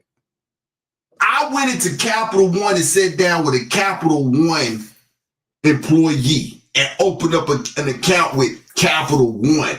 Why is there a third party vendor involved in this? And even to the point that if they have an issue over here, I can't get my money. Yes, well, that's a problem. That is a problem. That's a big major issue. That's a major issue. That's why party vendor. Right. That's why they offer so many expenditures and so many stuff to sign up. Do it online banking today, because all they're gonna do is just sell, like you said, sell that information to a third party, because that third party could be the middleman somewhere in some investment. like you said, they're trying to purchase Discover. That middleman may be the help that's going to help them purchase Discover. So now they're filtering that money through them as well. You see what I'm saying? Like that. Yeah. But you say, like, well, I went to the house of IO to drop off my kids. Now I come back to the house of IO. Oh, yeah, they went over so and so. Then you go there. Oh, no, we dropped them off at so and so. You're like, wait a minute, where my kids at? Where my kids Where at? are my kids? My kids are not where I dropped them off. I entrusted them to you. And then the house of IO just like, oh, we entrusted the other party to. You see what I'm saying? So that's what Capital One is doing. They're entrusting a whole party that you don't know about. When you sign up for that account, all they say is you got to have at least $3,000 in this account. Right. Boom, that's a check mark. You got to at least have a current address. Okay, boom, that's a check mark. Okay, you got your photo and ID. Okay, where's the money? We'll go ahead and deposit the check. Half of this check will be available right now. The other half will be when it. Ain't that what they tell you? Not knowing that money that they're going to cash that's on that check, it's not going to be there. It's just going to be a credit. The actual money went to the third party because they're going to. I say we got to have 13 mil to be built up for us to purchase, and we're at 11 mil. We got another 2 million to go. So the more accounts we get, the more money we get. That's how that junk works. They don't tell you that. It's crazy that you go open up an account. Them jokers tell you that you got to have at least a certain amount of money in the account at all times, or we're going to charge you. Or you can just set up direct deposit. You know what I'm saying? Yep. So they tell you that I'm the customer, right? Whatever happened to Business 101, the customer is always right in customer satisfaction. You know what I'm saying? I'm the customer. You're supposed to be working for me, but I come here and sound like you pimping me. You telling me what I got to do in order to have your services, and if I don't, then I'm gonna get penalized for it. That's crazy. If I only want to have $2 in the bank, why can't I do that? Right. Because your $2 don't do anything for us. We can't do nothing with $2. It don't move the needle. It doesn't serve my purpose. You know, we purchased this third party vendor because this third party vendor with the name of it that we're not going to disclose to you is going to help us get this investment done. So your little $2, that's why it's got to be right. That's why it's got to be $4,000 or more in this account, because we can say $4,000 times 200. You do the math times 30 days times 52 weeks in a year. You do the math. Right. There you go. Right. That's how it works. It's money changers. It's money changers. I'm gonna drop this on my people that's listening to us. If you, and I know Ayo is well versed in it because I think he has a finance background. But if you can get your hand on how banking works, go read it. Go listen, boy. Go educate yourself how banking works. Because life is more than going to work, getting a paycheck, going to buy a pair of shoes, or paying your bills. You know what I'm saying? Go find out what they are doing with your money. Right. Go find it out. Listen, when I worked for that finance company for a few years after I got my degree, I was happy. But after a while, when I started learning, and this is before I woke up to the Most High's marvelous light. So from 2012 to 2015, and I started learning like what Shear's telling you. Once you start seeing what they do, you be like, man, I'm not. Yeah, it'll make you mad. If you came to me to get a loan and your credit score wasn't on the lower half, I would send you to Wells Fargo. That's for the company I work for. I would say, man, with your 710. You need. I'm gonna call. Let me call Wells Fargo loan officer, and I will call Wells Fargo. Say, hey, I'm gonna send Mr. Marcus Shear down there because his 710. You can get him $13,000 on a 5%. I'm gonna give him $7,000 with a title of his car and 29%. Once I start learning that, I was like, yo, I can't do this no more. Yeah, it's real, true legal money laundering, man. Yeah, that's exactly what it is. That's all it is. Money changing. The bank doing with people's money the same thing TikTok did. They playing with your That's- emotions. Playing with your emotions. Playing with your emotions. That's it. Yeah, man. Yo, we got a couple of more we got to knock out. Elon Musk has made the news. Ayo Ben Yahoo brought this one to our attention. This one here just made the docket tonight. They made the cut tonight. This is too hot off the presses to pass up. I ain't even heard about this until this brother brought this up, man. See if you can find this article, but not to pull it up. It's the name of the article is Tesla will produce. I can send the link to the Truth Be Told if you can't find it. Okay. That's what it looks like right there. That's the article. Okay. Yeah, she good. Army of robots. Okay. Okay. Got it. Man. Boy. This here bothers me, man. I know I'm sure everybody's familiar with iRobot. Oh, and I read it wrong too when I said that he's making army robots. Well, I'm sure he is, but I still read it wrong. They saying an army of robots. That's what, army of robots. Yeah, but I'm sure, more than sure that they still are making robots for the military. I just don't want to say something that's not though. You know what I'm saying? Say that they said something that they didn't say. But it says Musk have suggested a word that the ratio could be, we talking about humanoid robots here, people. The ratio could be 5 to 1. 5 robots to one person. Meaning an upward to 30 billion autonomous humanoid robots could one day be operating globally. I just, before I say anything else, just let that sink in. Bro. Robot. That's some just crazy. Let that sink in. You know that, look, this here goes along with first topic that we talked about. Yep. Second topic that we talked about. It all ties in. It all ties in. I'm moving all the way down on my note on this, but I think it's important to say now, because especially because I don't want to forget it. And I know I can't go forget it if I say it now.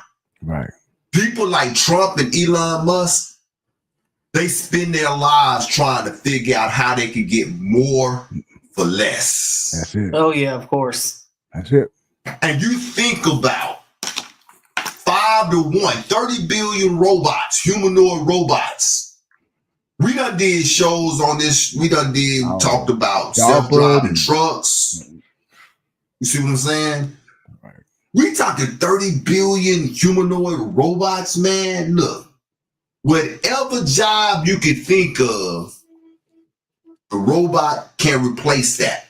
As I was thinking about this, but you don't even need HR when you dealing with that many robots, because watch mouth.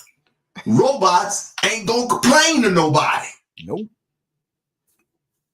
Nope. They sure ain't.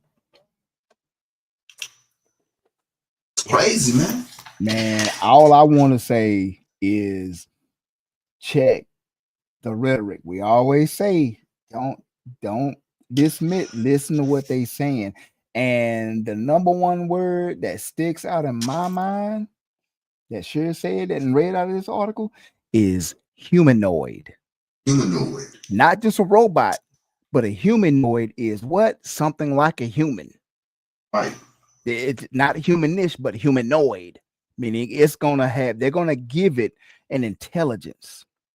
That's what this AI age is all about. It ain't gonna have a real soul, but it's gonna have something like a soul, or it's gonna be soul-like. So again, that 5 to 1 ratio, if just a third, if they are humanoid, meaning there's something like a human, they can run like a robot, but the motions are like a human, they're going to be able to be faster. If they can punch like a robot, but it's something like a human, that means that punch is going to hit harder at a faster rate. That's what a humanoid means. So just think 5-to-1 ratio. If half of them and a lot of them are cooking and cleaning and doing the things they're supposed to do, but like iRobot, if only a third of them want to rebel, if they got superhuman feet, like I told you earlier, it ain't gonna be nothing for 5 robots to destroy a neighborhood in less than an hour across the nation. So and we got to look at with everything that's being built right now. Look at that Cybertruck, right? And you got all these Teslas that's on the road right now. We have absolutely no idea how much of the enemy that we already have right now. I don't care what nobody say, man. That gum Tesla, and I know I could be just talking, and I know y'all be like, okay, sure, you reaching, but man, I wouldn't own no Tesla or a Cybertruck. Yeah, I'm good. Just in my mind, I just feel like that Tesla, this Cybertruck, one day just might decide to lock me up and take me off somewhere. You know what I'm saying? Ain't nothing anybody can do. And ain't nothing nobody can do about it, man. You can't reason with them. You know? You're not going to be able to reason. Yeah. Let's say I got a warrant. Because you know I don't like paying my tickets. Jesus. Right? I don't like paying my tickets. and the city done tapped into the Tesla. Oh, he got a Tesla? Oh, you know, we ain't even finna go look for that boy. Shut it down. Shut it down. Lock the doors. Bring him to the police department. You know what I'm saying? And there ain't gonna be nothing you can do about it. You're gonna be the next stop. You can't get out. You can't get out. You'll be able to get out of the vehicle. It's gonna drive you right to the police station. The next stop will be the police station. Yeah, they're gonna be waiting outside for you. Yeah. It's crazy. Check this out real quick. The article says the Optimus robot. That's the name of the robot, Optimus. The Optimus robot, exactly. A game changer. The Optimus robot. This is what I just mentioned. Currently powered by the AI4 chip used in Tesla's FSD, that's one of the cars, is designed to interact with the world around it using an AI-trained brain. Again, humanoid. You have a soul. You a human. You have a soul, a character, personality. You can be trained to do a job if you don't know how. This is what that is, y'all.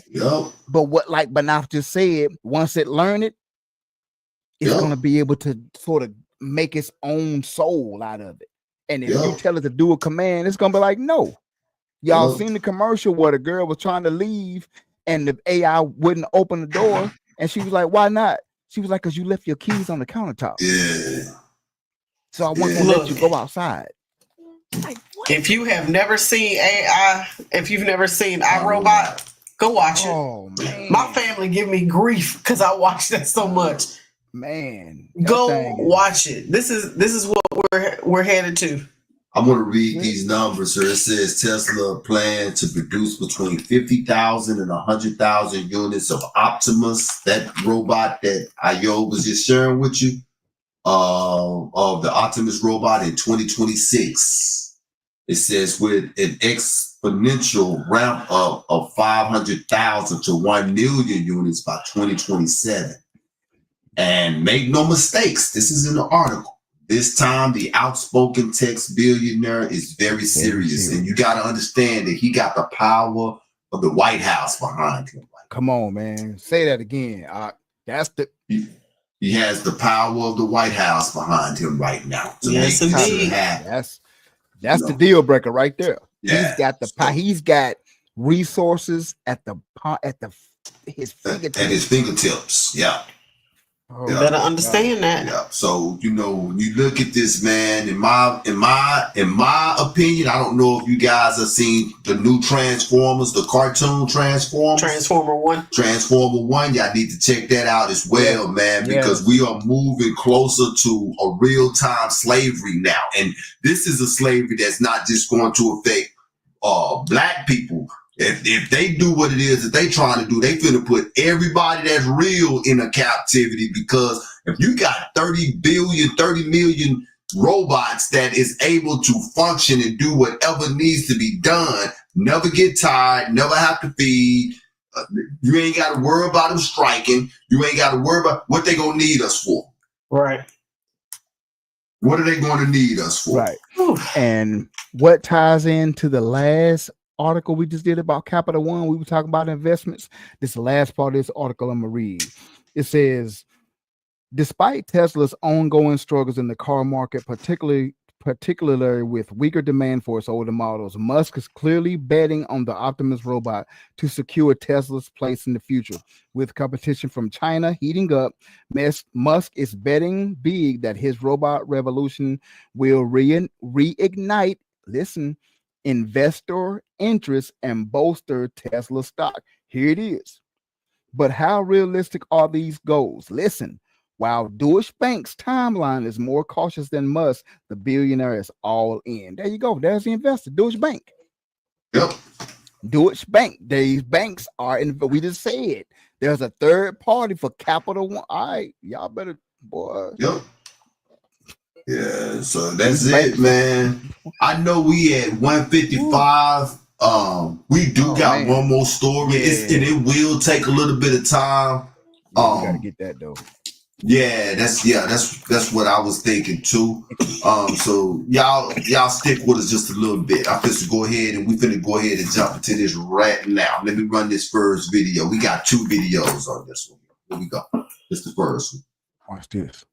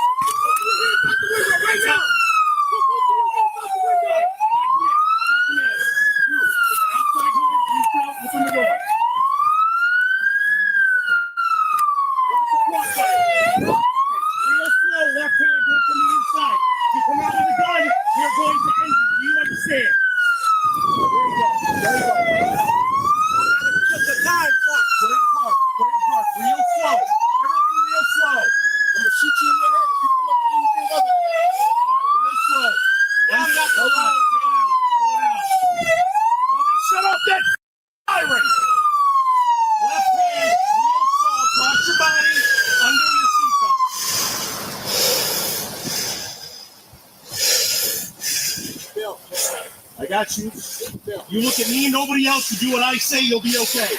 Real slow, come out of that car. You guys got cover? Got cover. I got, you got it? Wait for me. Face away from me. Walk back to me, real slow. Real slow. Real slow. I'm gonna pause this right here. I want y'all to look at this. With the view that you're looking at right now, right? We're looking at the dash cam of this police officer right here with his hand right there. What can you really see? Body cam, yeah. What can you see? His hand. That's it. That's it. We at 111. I'm gonna bag it up a little bit. Just look at this. Just look at how this here is. Look at how it started. You see that? That's intentional. You see that? I'm gonna take it back to 111 because I don't want to take up too much time. But look at that. Look at the rest of this body cam.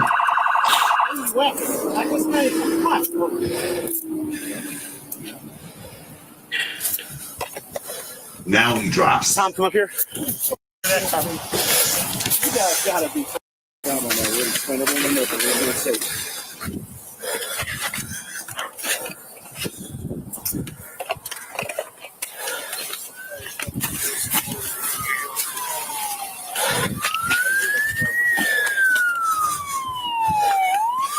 Charlie, no.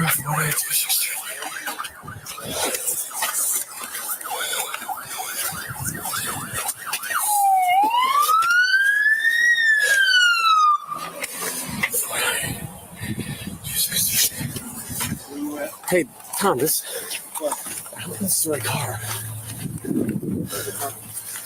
That's not the right car.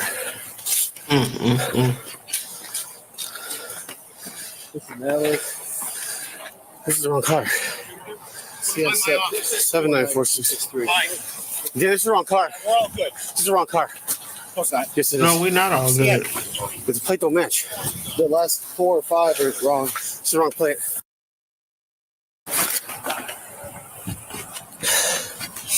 Well, we got tucked in about the ring, you know? Yep.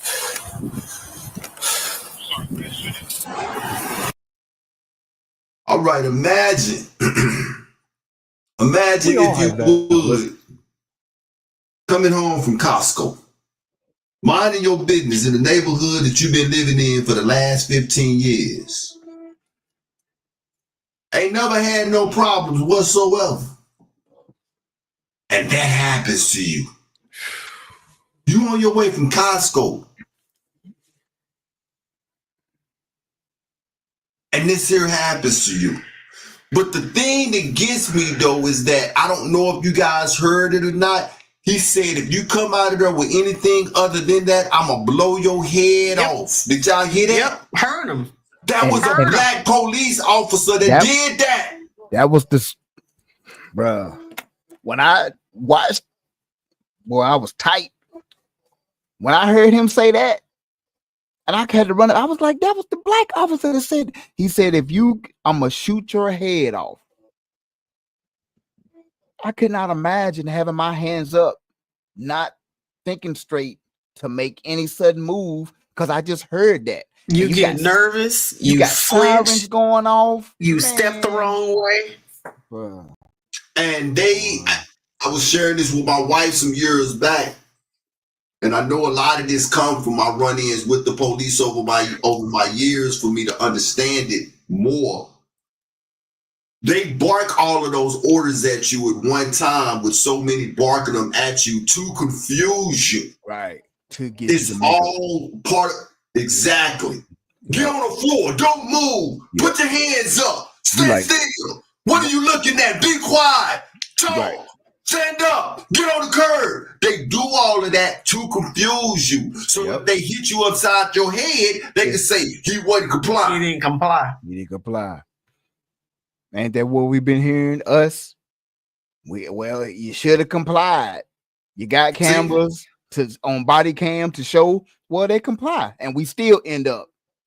He didn't comply fast enough. He complied the wrong way. He didn't look right when he was complying. He looked like he was about to do something, not complying. Right. But that video, that particular video that I showed, I really wanted to show that because when that black cop was standing in front of that car and he said, if you come out of there with anything other than I'm going to blow your head off. Then you had the other cop, the white cop came over there and took over the situation, right? Right. He took over the situation, but that cop of the cam that he was doing that intentionally. Of course. Because if anything had to happen, it would have been their word against the dead man. You can't see, and he can always say, I had my cam on though, right? Right. Right. I didn't realize I was covering the cam. He could always say, I had my cam on. He knew exactly what he was doing. Yeah, because they're taught to hold their guns a certain way. So you mean to tell me you taught to hold your gun a certain way and your cam is supposed to be in that exact spot where your hand is supposed to be held when you're holding your gun up? He kept everything. He kept everything as much as he could possibly out of view. That if something had happened, even when he got out of the car, I don't know if you noticed it. Yeah, he kept that out of view as well. Yeah, you couldn't really see him. Yeah, you only saw the black officer, and then when they started to walk around the car, then you were able to see the other officers and what was going on, but you didn't see the supposed suspect. There is another video. We're not going to share that video. It's like 4 minutes long. If you want to see it, it is on the Truth Be Told Flex podcast. YouTube, y'all want to go check that other video out. And it's from another angle of the body cam. It's from the black cop's body cam, I believe. Okay. I think because remember after that they did put him in the car and it cut to where they were saying it was wrong. Well, the black cop he had him in the car and he was taking him to jail and they stopped him. It was like they stopped him so he come back. And that's what you're going to see in that video. Him going off on them, which was rightfully so. Yeah. And the white cop kept saying he's got every right to go off. Right. Every right. Because how you be that wrong? Right. Which one of y'all called it in and said you had the car? That's you need to lose your job. Yes. Yeah. And there's a problem too if he's been a resident in that neighborhood for 15 years and they didn't know who he was. They did not know. You They don't know that. They don't know the community. They don't know the community enough to know that this guy here has been a resident for. He said his kids go to school in that neighborhood, and that's our complaint. It ain't the fact that you're policing is rough. You're policing is rough because you don't take the time out to come and get to know the community. You don't know me well enough to know that this ain't me. Thank you. How do you not know? He was like, man, I'm coming from Costco. I still say what I say. Whoever called that in and said I got the car needs to lose his job. Because how do you be that far off? There's a problem with that and what happened to that 7-year-old. Because what 7-year-old? They got the 12-year-old, 11-year-old girl. Because either one of those situations could have went wrong real quick. But remember the story we did last week with the father and his 7-year-old. Exactly. Got pulled out the car for the tent and the tag being out, and the dog sent to sniff. Yeah. What are we doing? Yeah. What is going on, man? You are absolutely right, y'all. Man, he called that police by name. Yes. He called that police by name. Now, whether he read his name tag to know what his name was, or if he knew who he was, he called it by name. But I understood the language. You being a brother, you got this much aggression over me. Right. And you seems like you were trying to impress that's exactly what people around like. you, saying that's exactly what it seemed. I can do this. No. Yeah. Right. I got to let Massa know I can do this too. I can do this too. Just like y'all. I can hold it down just like y'all can. I play on y'all team. I'm on y'all team. I told my wife, man, and I was not lying. I say, look, I don't trust cops at all. None of them. I said, if my brother was a cop, I wouldn't trust him. And I meant that. I was not playing. Like, like for real. You know what I'm saying? I don't play them games because this is my thing that I know about police, and I believe that I said it on this show once before. Everybody be talking about black police. Look, when they become cops, they're not black no more. Yeah, they get they get a different mindset, bro. They blue. I know somebody personally whose brother became a police officer, and when he called to tell him, "Hey, I just graduated the academy," he hung up the phone on him. He called him. The brother called back. He hung up the phone again. So then the mom called and said, "Hey, your brother tried to call you. He said he thinks something wrong with your phone." Ain't nothing wrong with my phone. He said he hasn't talked to his brother in 10 years. Yeah, that's crazy. Because for you to know the things that you know about police officers and you still chose to be one anyway, I can't trust him anymore. Yeah, man. Yeah. That when I seen that video, I know you were. I was tight. Yeah.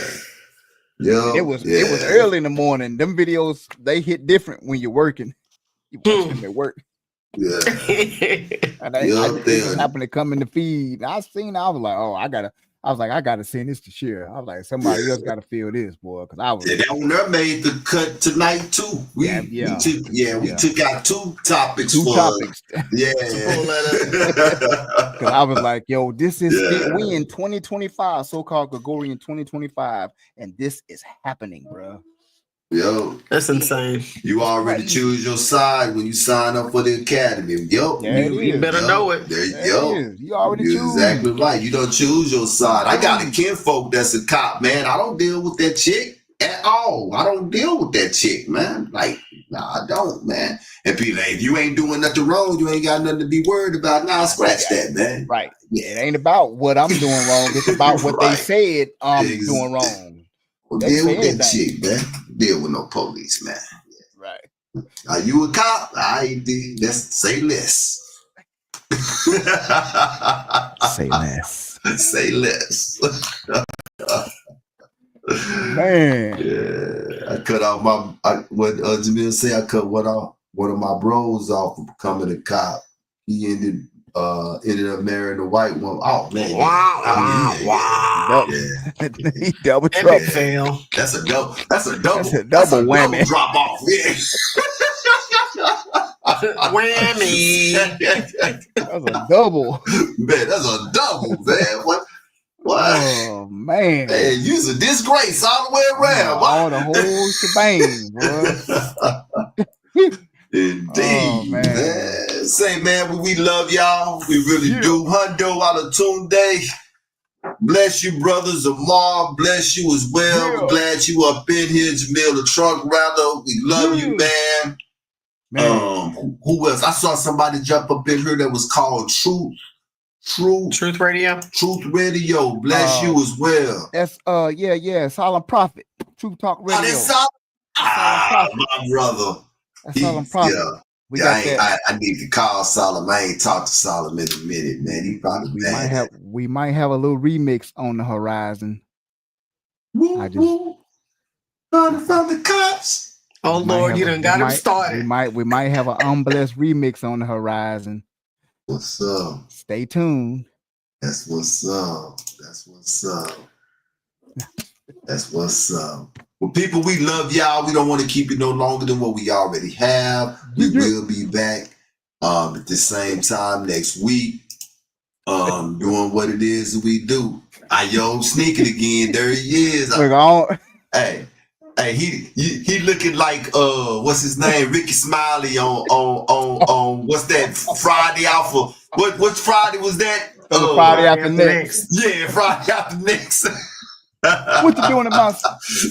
Eating a sandwich in the refrigerator and stuff. Why don't you do something? You beat me with that tree. He beat the brakes off my a brother man from the 5th floor. Either one it is.